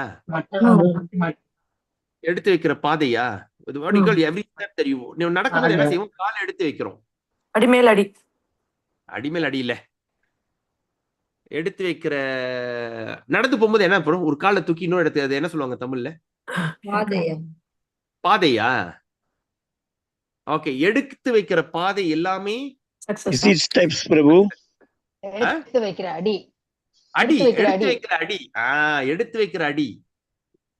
எடுத்து வைக்க ஒரு அடியை எடுத்து வைக்கிறது வந்து எல்லாமே வந்து குளோரியஸ், எல்லாமே வெற்றி. அதுல உதாரணம் திரிவிக்ரத்தை பத்தி சொல்றாரு. வாமனதேவ். வாமனதேவ் என்னது? அது ஒரு உதாரணமா கோட்டுறாரு. அதுல ஒரு உதாரணம் திரிவிக்ரம். கேட்டது 3 அடி, ஆனா அந்த 3 அடியில இந்த பிரபஞ்சத்தை அடிச்சிட்டாரு.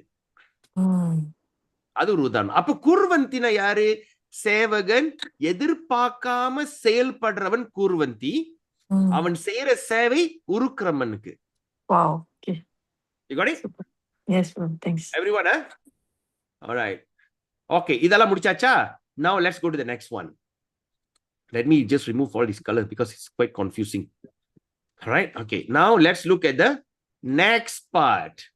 The next part is this. Hetu. Hetu means what? Kurvanti ahaitukim. Kurvanti hetu. All right. Hetu. Hetu means causal. Causal na enadhu? Karanam. Reason. All right. The reason. Reason for my sadness because I've not eaten today. Today is Ekadasi. The reason that you are very happy today, oh, I have chanted 64 rounds. Everything has a reason to celebrate.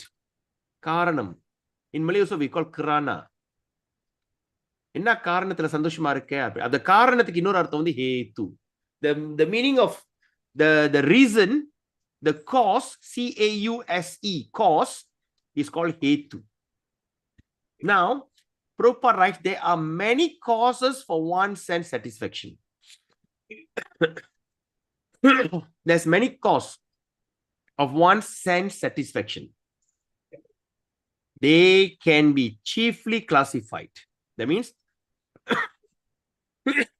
among all the causes, the highest cause is material enjoyment. All right? What can make you very happy? I mean, of course, you all are devotee now, but say a person outside, what can make them very happy? Material enjoyment, Mercedes, bungalow, gold. Number 1. Number 2, mystic power. Imagine someone got a power of mystic power. All right? He goes, he just look at person, the person says, that means he goes with the power. Right? And at last is liberation. Material enjoyment, mystic power, liberation. These 3 things. Right? Baudiga sandosham, tandram, மூணாவது மோக்ஷம். These 3 are generally desired by the progressive person. இது வந்து முன்னேற்றத்துக்கு போயிட்டு இருக்கிறவங்க இது எல்லாத்தையும் பிடிக்கும். At first, I am an ordinary person. Then I became a businessman. After I became a businessman, I start to enjoy. First, I start to enjoy my life. Buy a big car, big house. Hey, what is happening here? What are you seeing here, Prabhus? Why this thing suddenly came out?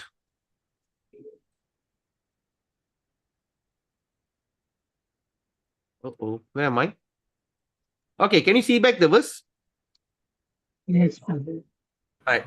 So, example, I am an ordinary person. Then I become a businessman. I start to buy a lot of things. You know, I become like high flying, sense enjoyment. After that, I have power. When I go, people bow down.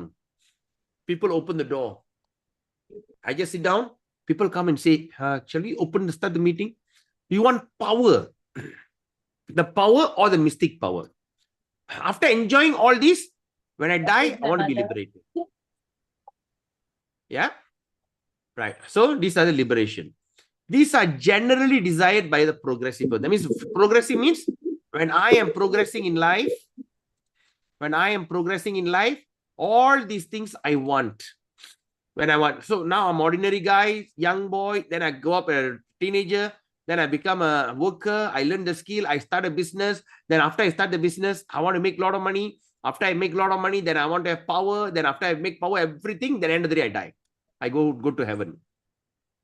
That's why it's called as progressive person. முன்னேறிக்கிட்டு வர்றவனுக்கு பௌதிக ஆசை, அப்புறம் என்னது power, right? கடைசியில எல்லாம் முடிச்சன மோட்சம். As far as material enjoyments are concerned, but still, as far as we are talking about material enjoyment, there are innumerable. கணக்கு வழக்கே இல்லை. There's so many. And the materialistic are eager to increase more and more. Why? Because they are under the illusory energy. Not enough. More. Like the Sunway owner, what is his name? Albert Fogg. What the Sunway owner? Jeffrey Chia. Already 101-year-old. He have seen a lot of success, and someone is coming and building up another big Sunway city in Ipoh, Tambun. The shopping center going to be the largest in Malaysia or Asia. It would have all the sense gratification. Unbelievable. Already 101 years. Anytime he's going to kick his bucket. Still his desire is very strong. He comes to Ipoh by helicopter. When he comes, he got his bodyguard and everything. Oh my God, what's the point? Because they are under the illusory energy. There's no end to the list of material enjoyment. Nor anyone in the material universe has all of them. And they cannot have all of them. As far as the mystic power are concerned, the mystic power, there are 8 in all. Okay, now Prabhupada is going to explain the mystic power. The mystic power, we are referring to that yogi. The yogi, you get mystic power. Such as to become the minutest of the form and become weightless, or have anything one desire, to lord it over the material nature, to control other living beings, to throw earthly globes in outer space, etc. So what are they? Number 1 is, they got 8 types of mystic power. So example Prabhupada gave, to become minutest in the form. Minutest means what? To become extremely small. When Bhakti Vinod Thakur jailed a yogi, a bogus yogi, he put him in the jail. He put him, he can run out. Because he became so small, he can go through the key knob. He can just go out. He became so tiny. And they catch him again, they put him, he can still escape. And one day, what he did? Bhakti Vinod Thakur catch the fly and shaved his head. They got a matted hair. All their power, they keep it in their hair. He just catch him, shaved his head, and throw him inside. He couldn't do anything. He lose his power. So one of the power is to become so small. Second is to become weightless. That means what? To fly, to walk on the this thing. One Bhakti Vinod Thakur story. They said, oh, there's one Siddhi, one Siddhar, one yogi just returned from Himalayas. He's going to do some miracle. Everybody came and they called Bhakti Vinod Thakur. You, so please come, have a look. Went there, and you know what show he did? He walked on the water. He just walked on the water, the river, from this bank to that bank. He just walked and reached the bank, and after that, he walked and came back. Then everybody started cheering. Woo! Then Bhakti, they asked, oh, so what do you think? Because Bhakti Vinod Thakur is a magistrate. So, what do you think, sir? What do you think, sir? He just looked at him and just called up the guy who rows the boat. He just gave him 20 paisa. Can you take me there and bring me here? Oh, yeah, of course. Then he just went there and came back. And he just told everybody, it only took me 20 paisa just to cross the river and come back. And this joker spent his entire life sitting and meditating just to do this circus show, magic show. Everybody started laughing, and the become weightless is one of the desire. So now anything one desire, you can ask, sometimes you can have, I want this, boom, the thing will appear. You get the power to just have like Aladdin magic lamp. Right? I give you an example. Right? Anybody would like to participate with me? Anybody who are free to talk? Just a quick one. All right? At least I need 3. Okay, Tarini Radhika. Okay, 1. Another person is Mangala Rukmini Mataji. Okay, I'm going to ask a question and Saki Mataji, you are there. Okay, Satya Narayan Prabhu, Chong Prabhu, Kausika Prabhu. All right. I want to ask you a question. You can answer me. All right. Now, it's like this. You pray so hard, suddenly God appear in front of you. All right. And now I'm asking Tarini Mataji, Saki Mataji, Cheong Fuk Weng Prabhu, Kaushika Prabhu, Satya Narayanan Prabhu, Mangala Rukmini Mataji, and whoever it is, or Nagarajan Prabhu, or Gokulesh Prabhu, who else? Vaishnava Prabhu, Chandra Govinda Prabhu, whatever, everyone can say. I just give you one wish. Krishna come and appear in front of you. He said, okay, now, my dear child, I give you only one wish. Ask anything you want, but only one. Vaishnava Prabhu, what would you ask? Go back. Rajalakshmi Prabhu, what will you ask? I want to go back. Yeah, okay. Rajalakshmi Mataji, what will you ask? Chandra Govinda Prabhu, what will you ask? I want to serve his lotus feet. Okay. Sundara Gopi Mataji, what do you want? Sundari Mataji? I want to follow you back. Okay. Rajendran Prabhu? Nanda Devi Mataji? Come on. Prabhu, I will ask, I want Sudanam. Sudanam. Anybody else? Sadguna Mataji? Yeah, what will you ask? Remember Krishna forever. Okay. You all are very devotee. Okay, now let's look at this way. You are not a devotee.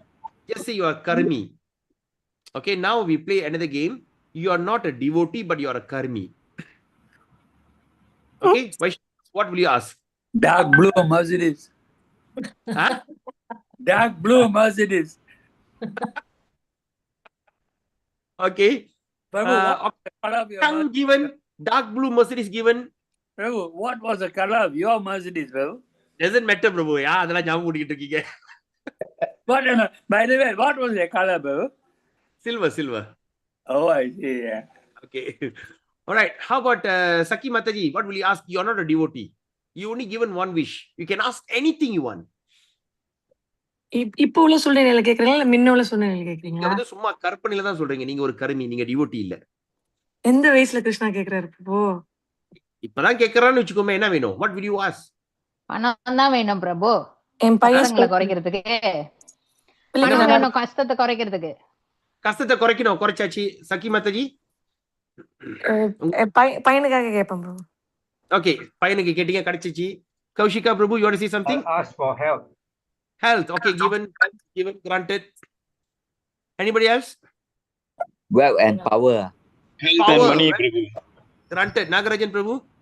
Health and money. Self and money. Health and wealth, Prabhu. Happiness, Prabhu. Yeah. Happiness, Prabhu. Help others, Prabhu. Yes. Sadguru Mataji. Power to help others. What is that? Power to help others. Power to help others. Okay. You become Mother Teresa. Tarini Mataji? பிரபு வயசு தகுந்த இப்படி எடுத்துட்டு போறாரோ அவங்க எடுத்துட்டு போட்டோம் பிரபு. என்னது? என்னோட வயசுக்கு அவர் எப்ப நீங்க கூட்டிட்டு போறாரோ நான் போறேன்னு சந்தோஷம். All right. Okay. I want to leave this world quickly. All right. Prabhu, Yes. அழியா பேரின்ப நிலை வேணும். எங்க எப்படி அவர் வைத்திருந்தாலும் இல்ல நீங்க பக்தர் இல்ல. நான் சொல்றது இல்ல, நீங்க பக்தர் இல்ல, நீங்க ஒரு ஓ அப்படின்னா என்ன, குடும்பம் நல்லா இருக்கணும், அவ்வளவுதான். குடும்பம் நல்லா இருக்கணும், நல்லா இருக்கணும், எல்லாரும் நல்லா இருக்கணும். Yes. Now, definitely Krishna will never appear in front of me when I'm a karmi. See, when I told you, I give you one wish. Vaishnava Prabhu say, I want a Mercedes. Saki says, I want to have a good, my son, for my son. Mangala Rukmini, all the thing, all that means you have wasted your wish. But if the God appear in front of me, you know what I'll say? My dear Krishna, what did you say again? Can you repeat? Well, Paditatarna, I only give you one wish, only one. Ask whatever you want, I give it to you. And I'll say, well, my dear Krishna, my one and only wish is to give me another 1,000 wish. இது எப்படி இருக்கு? Did you get my point? Very good businessman. Very nice. Yeah. My one and only wish, my Lord, give me another 1,000 wish. And Krishna, huh? Oh, you see, yeah. My first wish, whenever I call, you must be there. The Ravana asked that. Whenever I call Shiva, Shiva must be there. So, like that, when we get that power, we are doing that so that we're going to get more and more and more entangled, and we become very much entangled in this material condition of life. So what we can understand from here, that anything one desire, none, innumerable, you can never save. It's just like Krishna come and give you 1,000 wish, ask anything you want. When it comes to the 999th, now Krishna will be very tired. Hey, what do you want? Krishna, my 1,000th wish. Yes, give me another 1,000 wish. Like that, we have been entangled in this material condition of life since time immemorial. This one is to also lord over the material desire, to control other living being. Right? Just go pop, be quiet. No, like sometimes people got the power. When you just look at them, the fool become humble. That's a kind of excitement. Sometimes to throw the earthly globe into other outer space, like what Hiranyaksha did that. He took the earthly globe and throw into the Karna ocean. These kind of nonsense things they love to do. All right, etc. So all of them, when you look at it, there's 8 of them. See, I don't remember the name. So now, what Prabhupada writes, these mystic powers are mentioned in Bhagavatam 11.15. 11.15, we can read about all the mystic powers. The form of liberation are 5 in numbers. Now, let's look at the form of liberation. How you can get liberated. And there are 5 types of liberation. Right? Yeah. So, now, therefore, unalloyed devotion means to the Lord. That means ahaituki. Ahaituki means unalloyed. Ahaituki bhakti, unalloyed devotion. That means to serve the Lord without desire for the above mentioned personal benefit. You don't have any of this benefit. You don't expect anything. Okay? And now, right. So, and powerful personality of God in Sri Krishna can be fully satisfied by such unalloyed devotees. What it means? That all powerful personality of Sri Krishna can be fully satisfied. Such unalloyed devotees. Ahaituki bhakti, which is free from all sorts of desire for personal benefit. So, unalloyed devotional service, Prabhus and mothers, it progresses in different stages. It also progresses in different stages. Number 1, practice of devotion service in the material field is of 81 different qualities. Krishna. Are you all following me? What Prabhupada writes? That is practice of devotional service in the material field. They have 81 types, different qualities. And above such activities, and above that 81 qualities, there is a transcendental practice of devotional service. So that means first we are trying to serve devotional service in material field. We are trying to cook, we are trying to do puja, we do sankirtan, we are blah blah, we are doing all varieties. All these are the 81 different types. Then Prabhupada writes this something very interesting. And above these 81, then you come to the level of transcendental practice. That means the transcendental practice that doesn't, you're not in the mode of passion, ignorance, and goodness. Above that. So once you come to the transcendental practice, that means devoid of goodness, passion, ignorance, that's when you come to the level of called sadhana bhakti. My God. I wonder how many births we're going to take until we come to the level of sadhana bhakti. Isn't that scary, Prabhus and mothers? Sometimes we are thinking, yes, we are going back home, back to God. Yes, I'm there. But now you realize we still haven't even perfected the 81. We haven't even become sadhana bhakta. How? Vaishnava Prabhu? All became so silent already. But no worries. You It is complete a Bhagavad. material service now, Prabhu. Material 81. 81. But, I mean, you are already in spiritual service. You are already in sadhana bhakti. That's it. No. See, again, what Prabhupada writes here. Let's look at it again. Look at the word again. Right? See, let's see. Let's look at Prabhupada's, the say. Sometimes this kind of shocking information is needed for us to become grateful to whatever we have. Why these things not going off? All right, now let's look at this. Krishna. Now, unalloyed devotion. Okay, Prabhu? Yeah. It progresses in different stages. Okay? Okay, Prabhu. Now, the practice of devotion in material field. What is material field means? Mundane field. Mundane field. Mundane field, material world. It has 81 different type. Or in other words, 81 qualities. You got it? Yeah, I'm with you, Prabhu. In material field, 81 different qualities. Then Prabhupada writes, above such activities. Which activities we are talking about? We are talking about material now. You are going to talk about transcendental. Yeah, so above that 81, that means above that 81, there's another place called transcendental practice. And what is a transcendental practice, Prabhu? There's no goodness, passion, ignorance. Yeah. You have come to the level of Suddha Sattva. Okay? Pure devotional service. And that is the one is called as sadhana bhakti. Again, durena yavaram karma. Get rid of all unwanted things through the devotional service. In that mode, surrender unto me. Okay, Prabhu? What are the 81 services? I don't know. I have to go and find out. Find out later. Well, let's see where Prabhupada writes or not. Yeah. Prabhu. Right? All right. So now is sadhana bhakti.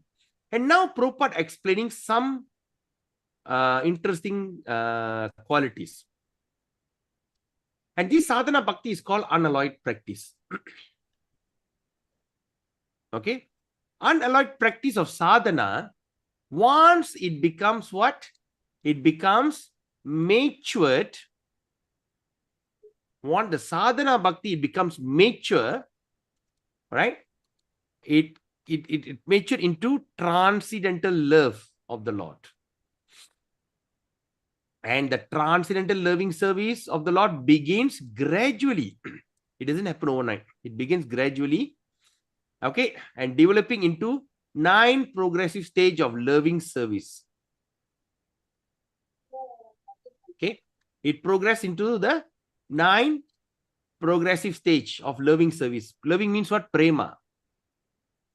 And above, under the heading of what? Headed by attachment, love, affection, feelings, affinity, adherence, following, ecstasy, and intense feeling of separation. Do you all remember studying this, Prabhus and Mothers? Have we studied about this? The 9 Yes, progressive Prabhu. stages? Where? Yes, nectar of devotion. Correct. So all these in NOD. So please go back to Nectar of Devotion, or you can go to my YouTube channel. We have studied about NOD for 6 months, deep studies.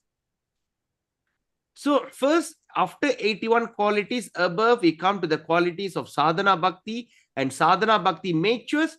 The in between the maturity, what will happen to us, Devi Mataji, Nanda Mataji? From sadhana to prema, in between there's something. Do you remember? Bhava. Correct. Wonderful. Bhava. Right? And bhava also divided to how many types? 4. That I cannot remember, bro. Cannot recollect. Is it 4? Is it 4? Sanchita Bhava. It's 4. Anyway, we'll check it out. If anybody can find out, you can post in the group. So from sadhana, you come to the level of bhava, and after bhava, you come to the level of prema.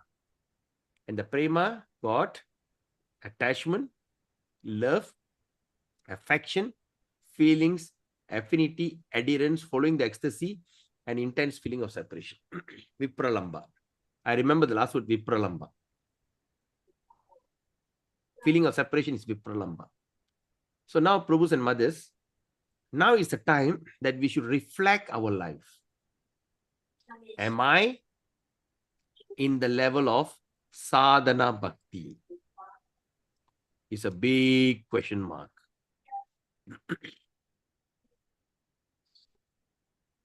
If not, what we have to do? We have to intensify. Secret, chanting more than 16 rounds and hearing and reciting Srimad Bhagavatam. That's all. Hear the Srimad Bhagavatam very attentively. Chant more than 16. Best if you can go 64 is the best. Right? Try and see. Right? But pray to Krishna. Always be grateful to Krishna. Always offer obeisances. Be grateful to your spiritual master. Be grateful to all Vaishnavas. At least try to fake it by being grateful. Because you know why? You fake it until you make it. It works. It's not worth quarreling with people, not worth doing all. Like a few days ago, I got a call. The National Council, they said, I've been, I think 41 or 51 people have nominated me for CC to become a CC member, National Committee. And I said, no, Mataji, thank you so much. Because once we go there, our sadhana will be gone. Anyway, that's my opinion. I'm not saying anything. If any one of you have that desire, you can still go for it. All right? Because I'm not the Kshatriya to be in the ruling party. So now, wow, it's 11:36. Okay, we just do another. Now we got how many more paragraphs to go? The attachment, according to Hari Bhakti Sudodaya, the great sages. Okay, we can finish it. Okay, we are quite fast. We are just okay. The attachment of inactive devotee.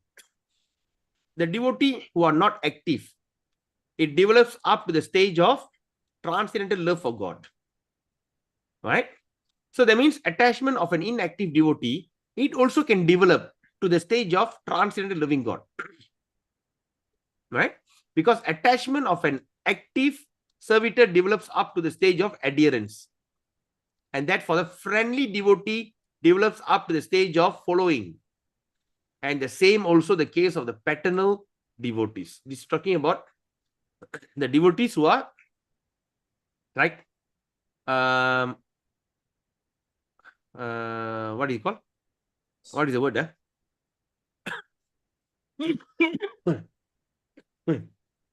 Like Mother Yasoda, Sakka, friendship. Mother Yasoda is what? Paternal. Huh? Paternal. Maternal. Yeah, what they call in Sanskrit? Vatsalya. Vatsalya, Sakka, and this is another one is right, friendly devotee, inactive devotee. Dasya. Dasya. Okay. So Neutral. inactive devotee, Neutral. Okay, what do you call neutral here? Inactive devotee we call as neutral, right? What do you call Shantaras? Yeah. Right? Shantaras, Vatsalya, Sakka, Dasya, Sakya. Sakya, sorry, not Sakka, Sakya, correct. So friendly devotees to the stage of following, and the same as also paternal devotees. But there's also another devotee in the conjugal love, like the gopis, Manjaris, Madhurya, Radhika, and they also devotee. And they develop ecstasy up to the stage of intense feeling of separation. So this is what we are up to. We want this. to have intense feeling of separation. This is our goal. This is the parambara goal of Madhva Gaudiya Sampradaya. These are some of the features of unalloyed devotional service of the Lord. Prabhupada give us summary. Now let's look at the next one. According to Hari Bhakti Sudodaya, the import of the word itambhuta, itambhuta is called as complete bliss. In other words, the transcendental bliss in the realization of impersonal Brahman becomes comparable with scanty water contained in the pit made of the cow hoof. Okay, so now Itam Bhuta means it's a complete bliss. But the bliss of the person who are in a impersonal Brahman, how to compare? It is just like the the calf, the baby cow. When he walks, it makes an impression. When he walks on the mud, it creates the print. And after the rain, there'll be a water in that hoof. So their happiness, the impersonal Brahman happiness, is just like the water in the calf print, the baby cow's leg print on the mud. Only so little. This can never be compared with the ocean of bliss in the vision of personality of Godhead. The personal form of Sri Krishna is so attractive, and it comprehends all attraction, all bliss, and all taste, rasa. It has all attraction, all bliss, and all comprehend. It is a summum bonum. It is the ultimate, there's a last word. So these attractions are so strong that no one wants to exchange material enjoyment. This is so strong that no one wants to exchange. Oh, I give you $1 million. Can you give me the Sukriti? No. I can send you I can make you a next Kubera. Not interested. You can never exchange. No one wants to exchange that. Even no one wants to exchange with mystic power. And no one also wants liberation for that. Remember, we studied that in Nectar of Devotion. The Mukti personified will be standing in front with the hand like this. Please, I want to give you moksha. Take it. I'm not interested. Stay outside. Even they don't care. They go to hell. Wherever they go to practice Hari Bhajan, Hari Kirtan, Hari Katha. That's all. Nothing else. Now, Prabhupada then writes, he said, there is no need of logical argument in support of this statement. You don't need to have logical argument. But out of one's own nature, one becomes attracted to the qualities of the Lord, Sri Krishna. This is the very important statement. Please underline in your book. What Prabhupada writes, we don't need to say, oh, I think I want to be a lover of Krishna. No. I think I be the mother of Krishna. I've been a maid servant of Krishna. I mean, Yasoda is better. No. I think I want to be a Gopal. Like that day, we are talking about it. A male. I cannot imagine. Maybe I can be a Sakka. Doesn't matter. What Prabhupada writes, there's no need for logical argument. No need to argue about this. But he said that one's own nature, one becomes attracted to qualities of Lord Krishna. What is your nature? And we understand that we are all very unique beings. We are all not same. So if your nature that you want to play Achidudo or Gala Panjang with Krishna, you become Isaka. If you think that you want to become the flute and you want to be the tree and you want to be one who will step on the head, I become the Shantaras in ecstasy in Goloka. Oh, I want to go around and play around with Krishna, and I want to see how Radha and Krishna and all the gopis were having fun. I become the servant of the Manjari. Right? What is your mood? You get it. So no need to ask, oh, I think, no, you think, I think. This kind, even I remember reading somewhere, even this kind of Swarupa Siddhi, your original form, if you find out, you have to keep it confidential. You have to keep it confidential. You shouldn't go to, I'm actually no, you cannot tell it out. Prabhupada never mentioned his Swarupa Siddhi. The one and only person knows about Prabhupada's Swarupa Siddhi was Gaur Govinda Maharaj. When the devotee asked, he said, yes, he told me his Swarupa Siddhi. Then he said, can you tell us? I will tell when the time comes. But by then, Gaur Govinda Maharaj attained Samadhi. It has already gone. Prabhupada's Swarupa Siddhi has made mystery until for eternity. Nobody knows. So how to find out your Swarupa Siddhi? Number one, you have to be mentioned by your spiritual master. Or number two, how? He tell you personally or he can come in the dream. Like a Swarupa Siddhi of Jayapataka Swami Guru Maharaj. Prabhupada told him, you are the associate of Lord Chaitanya. And you're going to speak Bengali. And you're going to initiate thousands of Bengali devotees. So you went and ask the politician, can you give him an Indian citizen? He said, what? India people want to run to America and you America want to come to India. He said, no. He is the associate of Lord Chaitanya and he's going to preach, you're going to take a Bengali, he's going to do. And Bhakti Jayapataka Swami Guru Maharaj was so shocked. He went and asked Prabhupada, can I? I mean, you're talking about me? And Prabhupada became annoyed and looked at him and says, never suspect, never, what is the word? Never doubt your Guru's statement. But later it happened. He took up Bengali, he speak Bengali. He had more than 10,000-20,000 disciples only in Bengal. In Bangladesh. As an American white body, he went and initiate all over Bengal and all these kind of places. How is that possible if he's not a Bengali itself? Right? And he go everywhere, town and village without being sick. Even now, being a very sickly person, extremely sick. Wonder how the body is functioning. Actually, he passed away, but he came back. And he's still going on. You know, and he's still in that condition. I saw it with my own eyes in Sungai Siput. I had a chance to speak to Mahavaraha. When we were talking and discussing, and suddenly Guru Maharaj came out. Two people are holding him and they're asking him to walk. He couldn't put his leg up. Oh, like that. He's in great pain because he need to exercise his body, leg. Then suddenly one Prabhu came and said, there's one Mataji is coming to see you. She's also a wheelchair bound. They say, okay. Then they put him down and they put a chada on his body. When that Mataji came, he transformed into a new person as though there's no pain in his body. How is that possible? Right?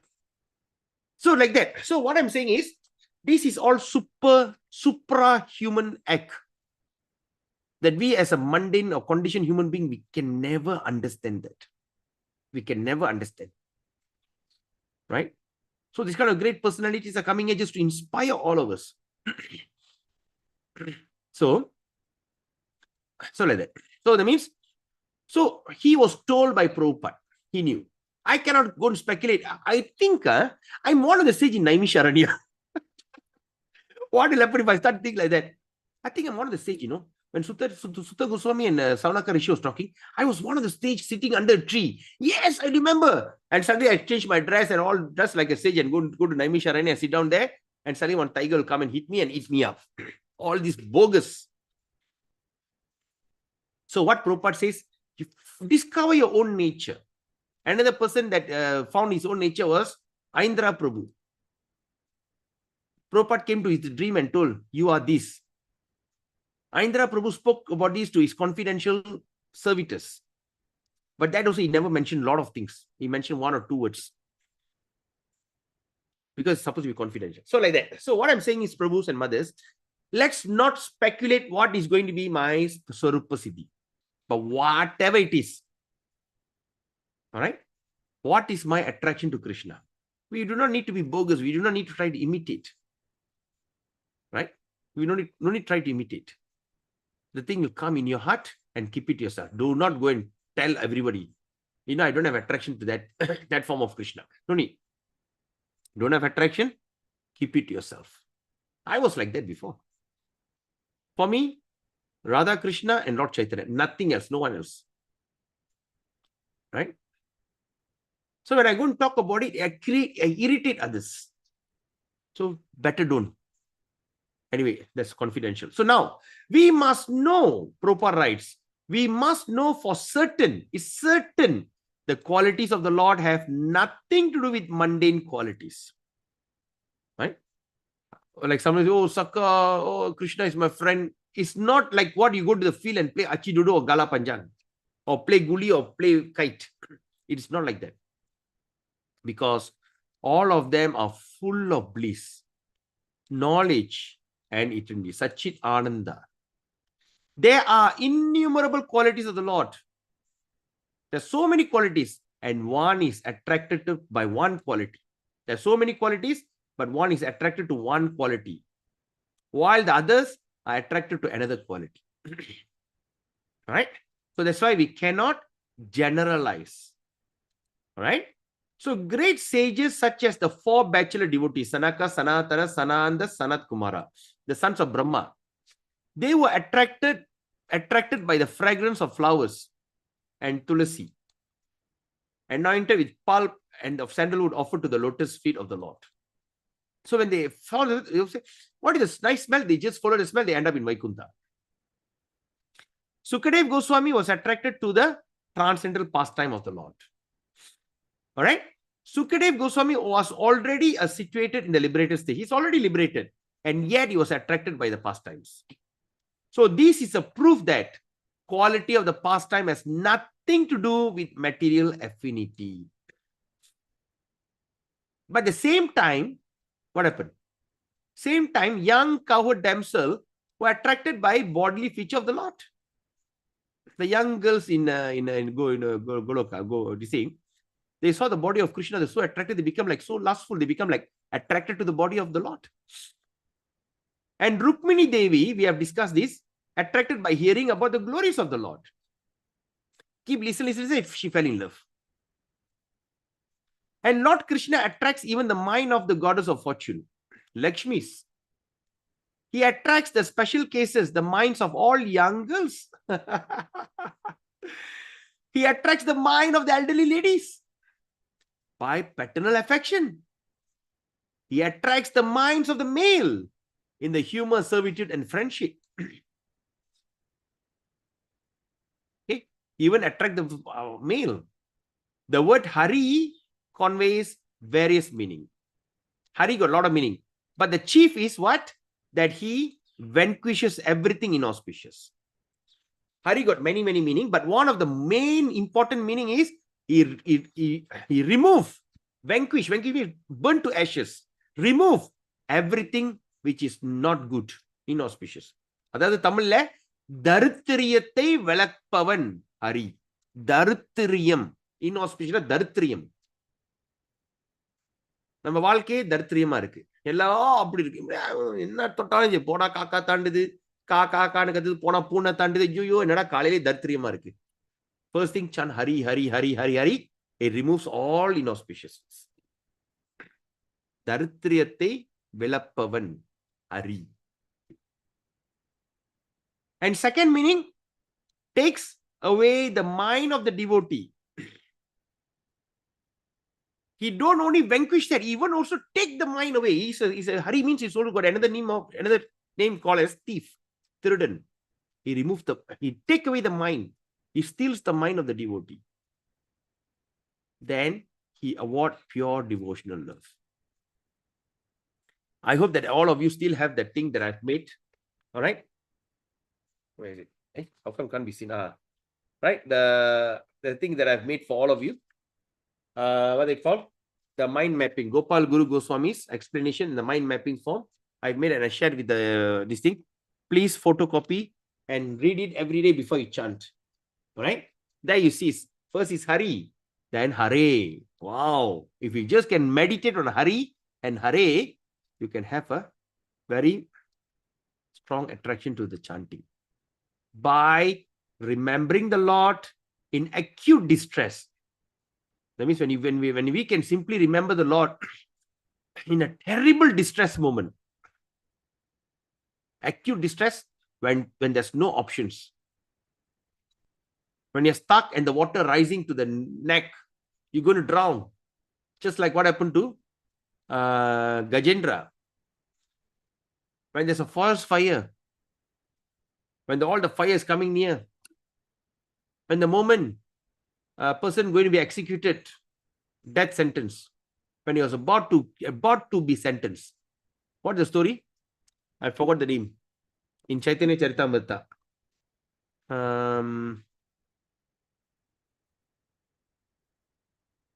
Antya Leela.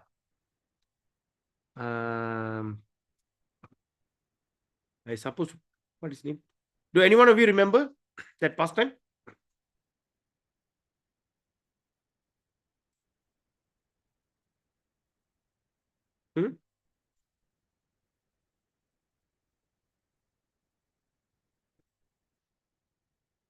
Okay.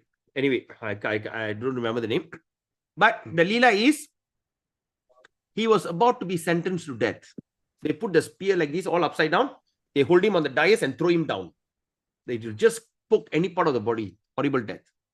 Even at that moment, when a person remembers the Lord, even at the time of death, acute distress, frustrating, when we can remember the Lord, one can be free from all varieties of miseries and anxieties. Gradually, the Lord, it doesn't happen overnight. The Lord vanquishes all obstacles, all the obstacles, tarangal, on the path of devotional service of a pure devotee. And as a result of 9 devotional activities such as hearing, chanting, etc., it becomes manifest. But who gets this? The pure devotee gets this.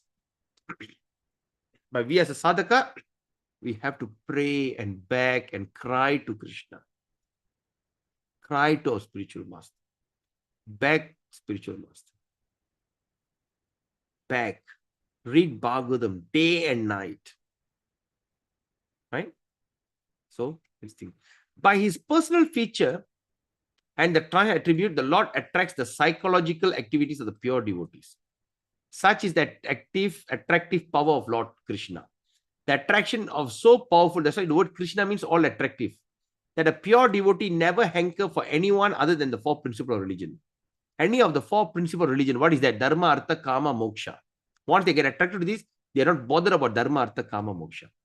These are the attractive features of the transcendental attributes of the Lord. And adding to these, the word api and cha, one can increase the imports unlimitedly. According to Sanskrit grammar, there are 7 synonyms for word api. Even api got 7 synonyms. So by interpreting each and every word of this sloka, one can see unlimited numbers of transcendental quality Lord Krishna that attract the mind of pure devotees. So the key point here, right? So the key point is what? Ahai tukim bhaktim is important so that we can have urukrame. All right? We have to be kurvanti so that we can please the urukrame. Kurvanti, desireless, urukrame, supreme personality. And how you should do it? By ahai tukki bhaktim. Okay? By doing all these things, we can achieve the highest success. So being a pure devotee, why Prabhupada is explaining all this here? Because what we can understand, Srimad Bhagavatam can offer pure devotional service. Because we understood from Narada Muni's story, he did it. Just a normal, and someone was born in a very abominable, but Sudrani, son of Sudrani, achieve a Narada Muni. Do you think we can't do it? Even we miss this birth, it's okay. We're going to come back. It's just like a thunder and the light. You know, the sound and the thunder. By the time sound, poof, suddenly you see, hey, I'm in a spiritual body. Everything is possible. But at the same time, the pure devotees do not lament. They don't expect anything, whether this or that. There's no anxiety, right? They don't care whether they're going to be liberated. They don't ask for any kind of liberation. They don't care whether they're going to be, So that means they're liberated. That means if you're liberated, they get attracted. You got nothing. You don't worry whether you're going to go to Goloka, whether you're going to go to hell, whether you're going to be born again. Doesn't matter at all. Because what are you going to do after you be born again? You're going to recite and enjoy Bhagavatam and chant Hare Krishna, which is so pleasurable. With that, it's already 11:58. Thank you so much, Prabhus and Mothers. It's such a long verse. I think it's record that we did it in one day. Usually we take 2 days, right? And some of today's Nirjala, Pandava Nirjala Ekadasi. I was having a sore throat and I don't know where my sore throat has gone now. I was just thinking how I'm going to talk, but now no pain. But after this, I hope no pain. Hare Krishna. So any questions, any comment, any contemplation, any takeaway, any realization? Yes, Nagarajan Prabhu. Thank you for the beautiful narration, Prabhu. Yeah. Thank Hare you for Krishna. having all the patience in the world to listen, Prabhu. You say you all do one and you say, let's hang up. You know, you didn't say that. We did it. Oh, Krishna. So today, Sankalpa, we offer this our reading to the benefit of our spiritual master, His Divine, His Grace, His Holiness, Jayapataka Swami Guru Maharaj. All the readings that I've done, whatever Sukriti, I offer to the lotus feet of my spiritual master. Namo Vishnupadaya Krishna Prishtaya Bhutale Srimadi Jayapataka Swami Tinamine Nama Acharya Padaya Nitai Kripa Pradayine Gaura Kada Damadaya Nagara Grama Tarini. Hope he recovers and come back and give us more Vapu and Vani Seva. He's been great inspiration. Even despite of his very ill health, he's still going on. So it shows we should not give up in devotional service. And once we have the enthusiasm, even whatever bodily condition, bodily pain, never manifest. Life is beautiful as a devotee. Happy Nirjala Ekadasi. So tomorrow from 7:10 onwards, you can break your fast. Right? This is 7:08. Just make it 7:10. But make sure your time is correct. Some people keep it 10 minutes faster. 6:50, they won't break the fast. I said, then say, your time is supposed to be. Oh. Yeah. My wife loved to do that. She always like to put everything 5 minutes, 10 minutes fast. So make sure your time is right. Or play safe. Break fast at 8 o'clock. That's the safest thing to do. Even how fast your time it is. All right. So break your fast on time.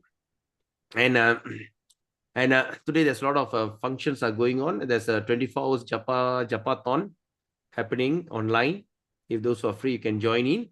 And I am also planning, if I complete my assignment, I supposed to do a class. It's like an assignment class on chapter 1, text 1. Sorry, Canto 1, chapter 1, text 3. Okay, I supposed to give a live classes, but still I haven't finished up my notes yet.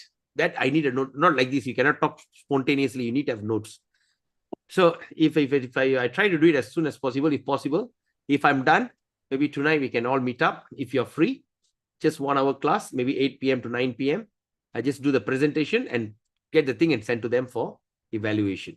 But anyway, let me confirm. And tomorrow is Saturday and Sunday. So enjoy your weekend. Keep a very beautiful spiritual weekend. And most likely I'll be coming to Todu. I'll keep all updated. So I'd like to meet some Todu devotees. So not sure to come tomorrow or day after tomorrow. I haven't decided yet. So anyway, we'll keep all of you posted. Till we meet again, have a beautiful weekend. Have a beautiful Ekadasi and have a beautiful feeling Krishna consciousness. Chant more rounds. That's a secret of success. Rajendran Prabhu, you want to say something? Prabhu, can I interrupt, Prabhu? Hare Krishna. Yeah. You talk about the text 7 yesterday. We were talking about Krishna, Paramatma, Purusha, the male personality, and then we all in the earth. Okay, the material is a feminine object. Yeah. So we also talk about the procreation. We need a male and female. I just recall a few things, and this is the pathetic reflection of the spiritual world happens in the material world too. What is that? Pathetic reflection. Yeah, correct. That's the word. Pathetic reflection. Yeah.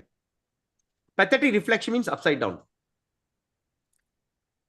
For instance, is it okay for you to, at a very young age, when you're around 13, 14 years old, to have a girlfriend?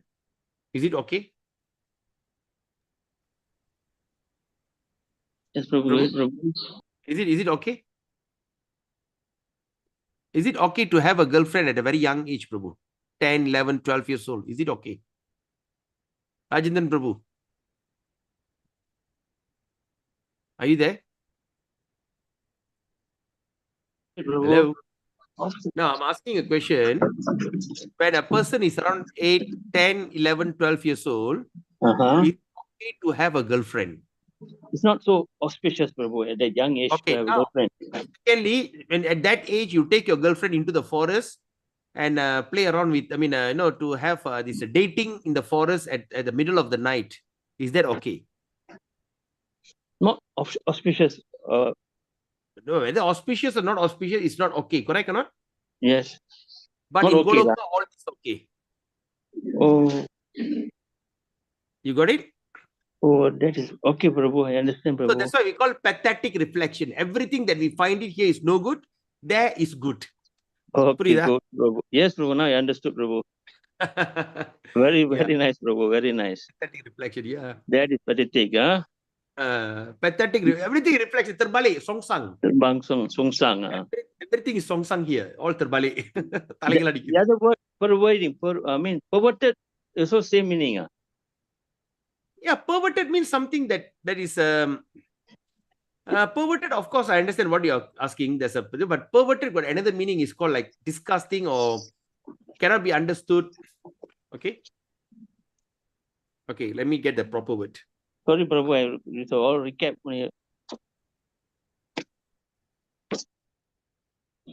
Perverted. What did I say? Perverted. Is it same meaning with pathetic reflection? Pathetic reflection. Yeah. Yeah, same. Same ideology. Yeah, correct. Pathetic reflection. Pathetic reflection. Perverted reflection. Distorted. Okay, now I got the word. Okay, perverted reflection means, Prabhu, distorted, upside down, or imperfect copy of the original reality. You got it? So what is not manifested in the material world, but it is happening in the spiritual world, in the Krishna Loka. Okay, now here now give you an easy explanation. Here it's mentioned, the simple way to understand, imagine a tree reflected in a lake. How the tree looks like? Upside down. Yes. Yeah? If you see the lake, the plant is there, the sea is upside down because it's like reflection of the tree in the lake. But the reflection looks like a real tree, right, Prabhu? Repeat again, Prabhu. Repeat. The reflection looks like a real tree, right? The reflection of the tree upside down in the lake looks so real, correct or not? Correct. Where you can see the color of the leaf, you can see the twigs, even you can see any birds are sitting on it, you can see it very clearly, correct? Yeah. But it is upside down. It's wavering and cannot produce the real fruit or shade. Can I just jump into the water and try to get some shade in the reflection? Can I? Cannot. Oh, suddenly I can see a reflection of a big, beautiful mango. Can I jump into the water to pluck the mango? We cannot. So that's why it's the real tree on the bank, the reflection is the imitate. So the perverted reflection means it's the imitated of the reality. Okay, Prabhu? Yes, Prabhu. Okay, Prabhu, I give you one example. Just hold on. One example. Spiritual world, original reality. Material world, perverted reflection. In spiritual world, you see eternal, full of knowledge and bliss, Sachit Ananda. But the material world, you see temporary, distorted by birth, death, old age, and disease. There's no reality. Okay. No reality, yeah. And then how do you relate it with this? Relate this explanation with the Shantara transcendental, Shantara transcendental neutrality. Neutrality. One of the rasas. Got 9. Got 9. But all these rasas are only exhibit in spiritual world.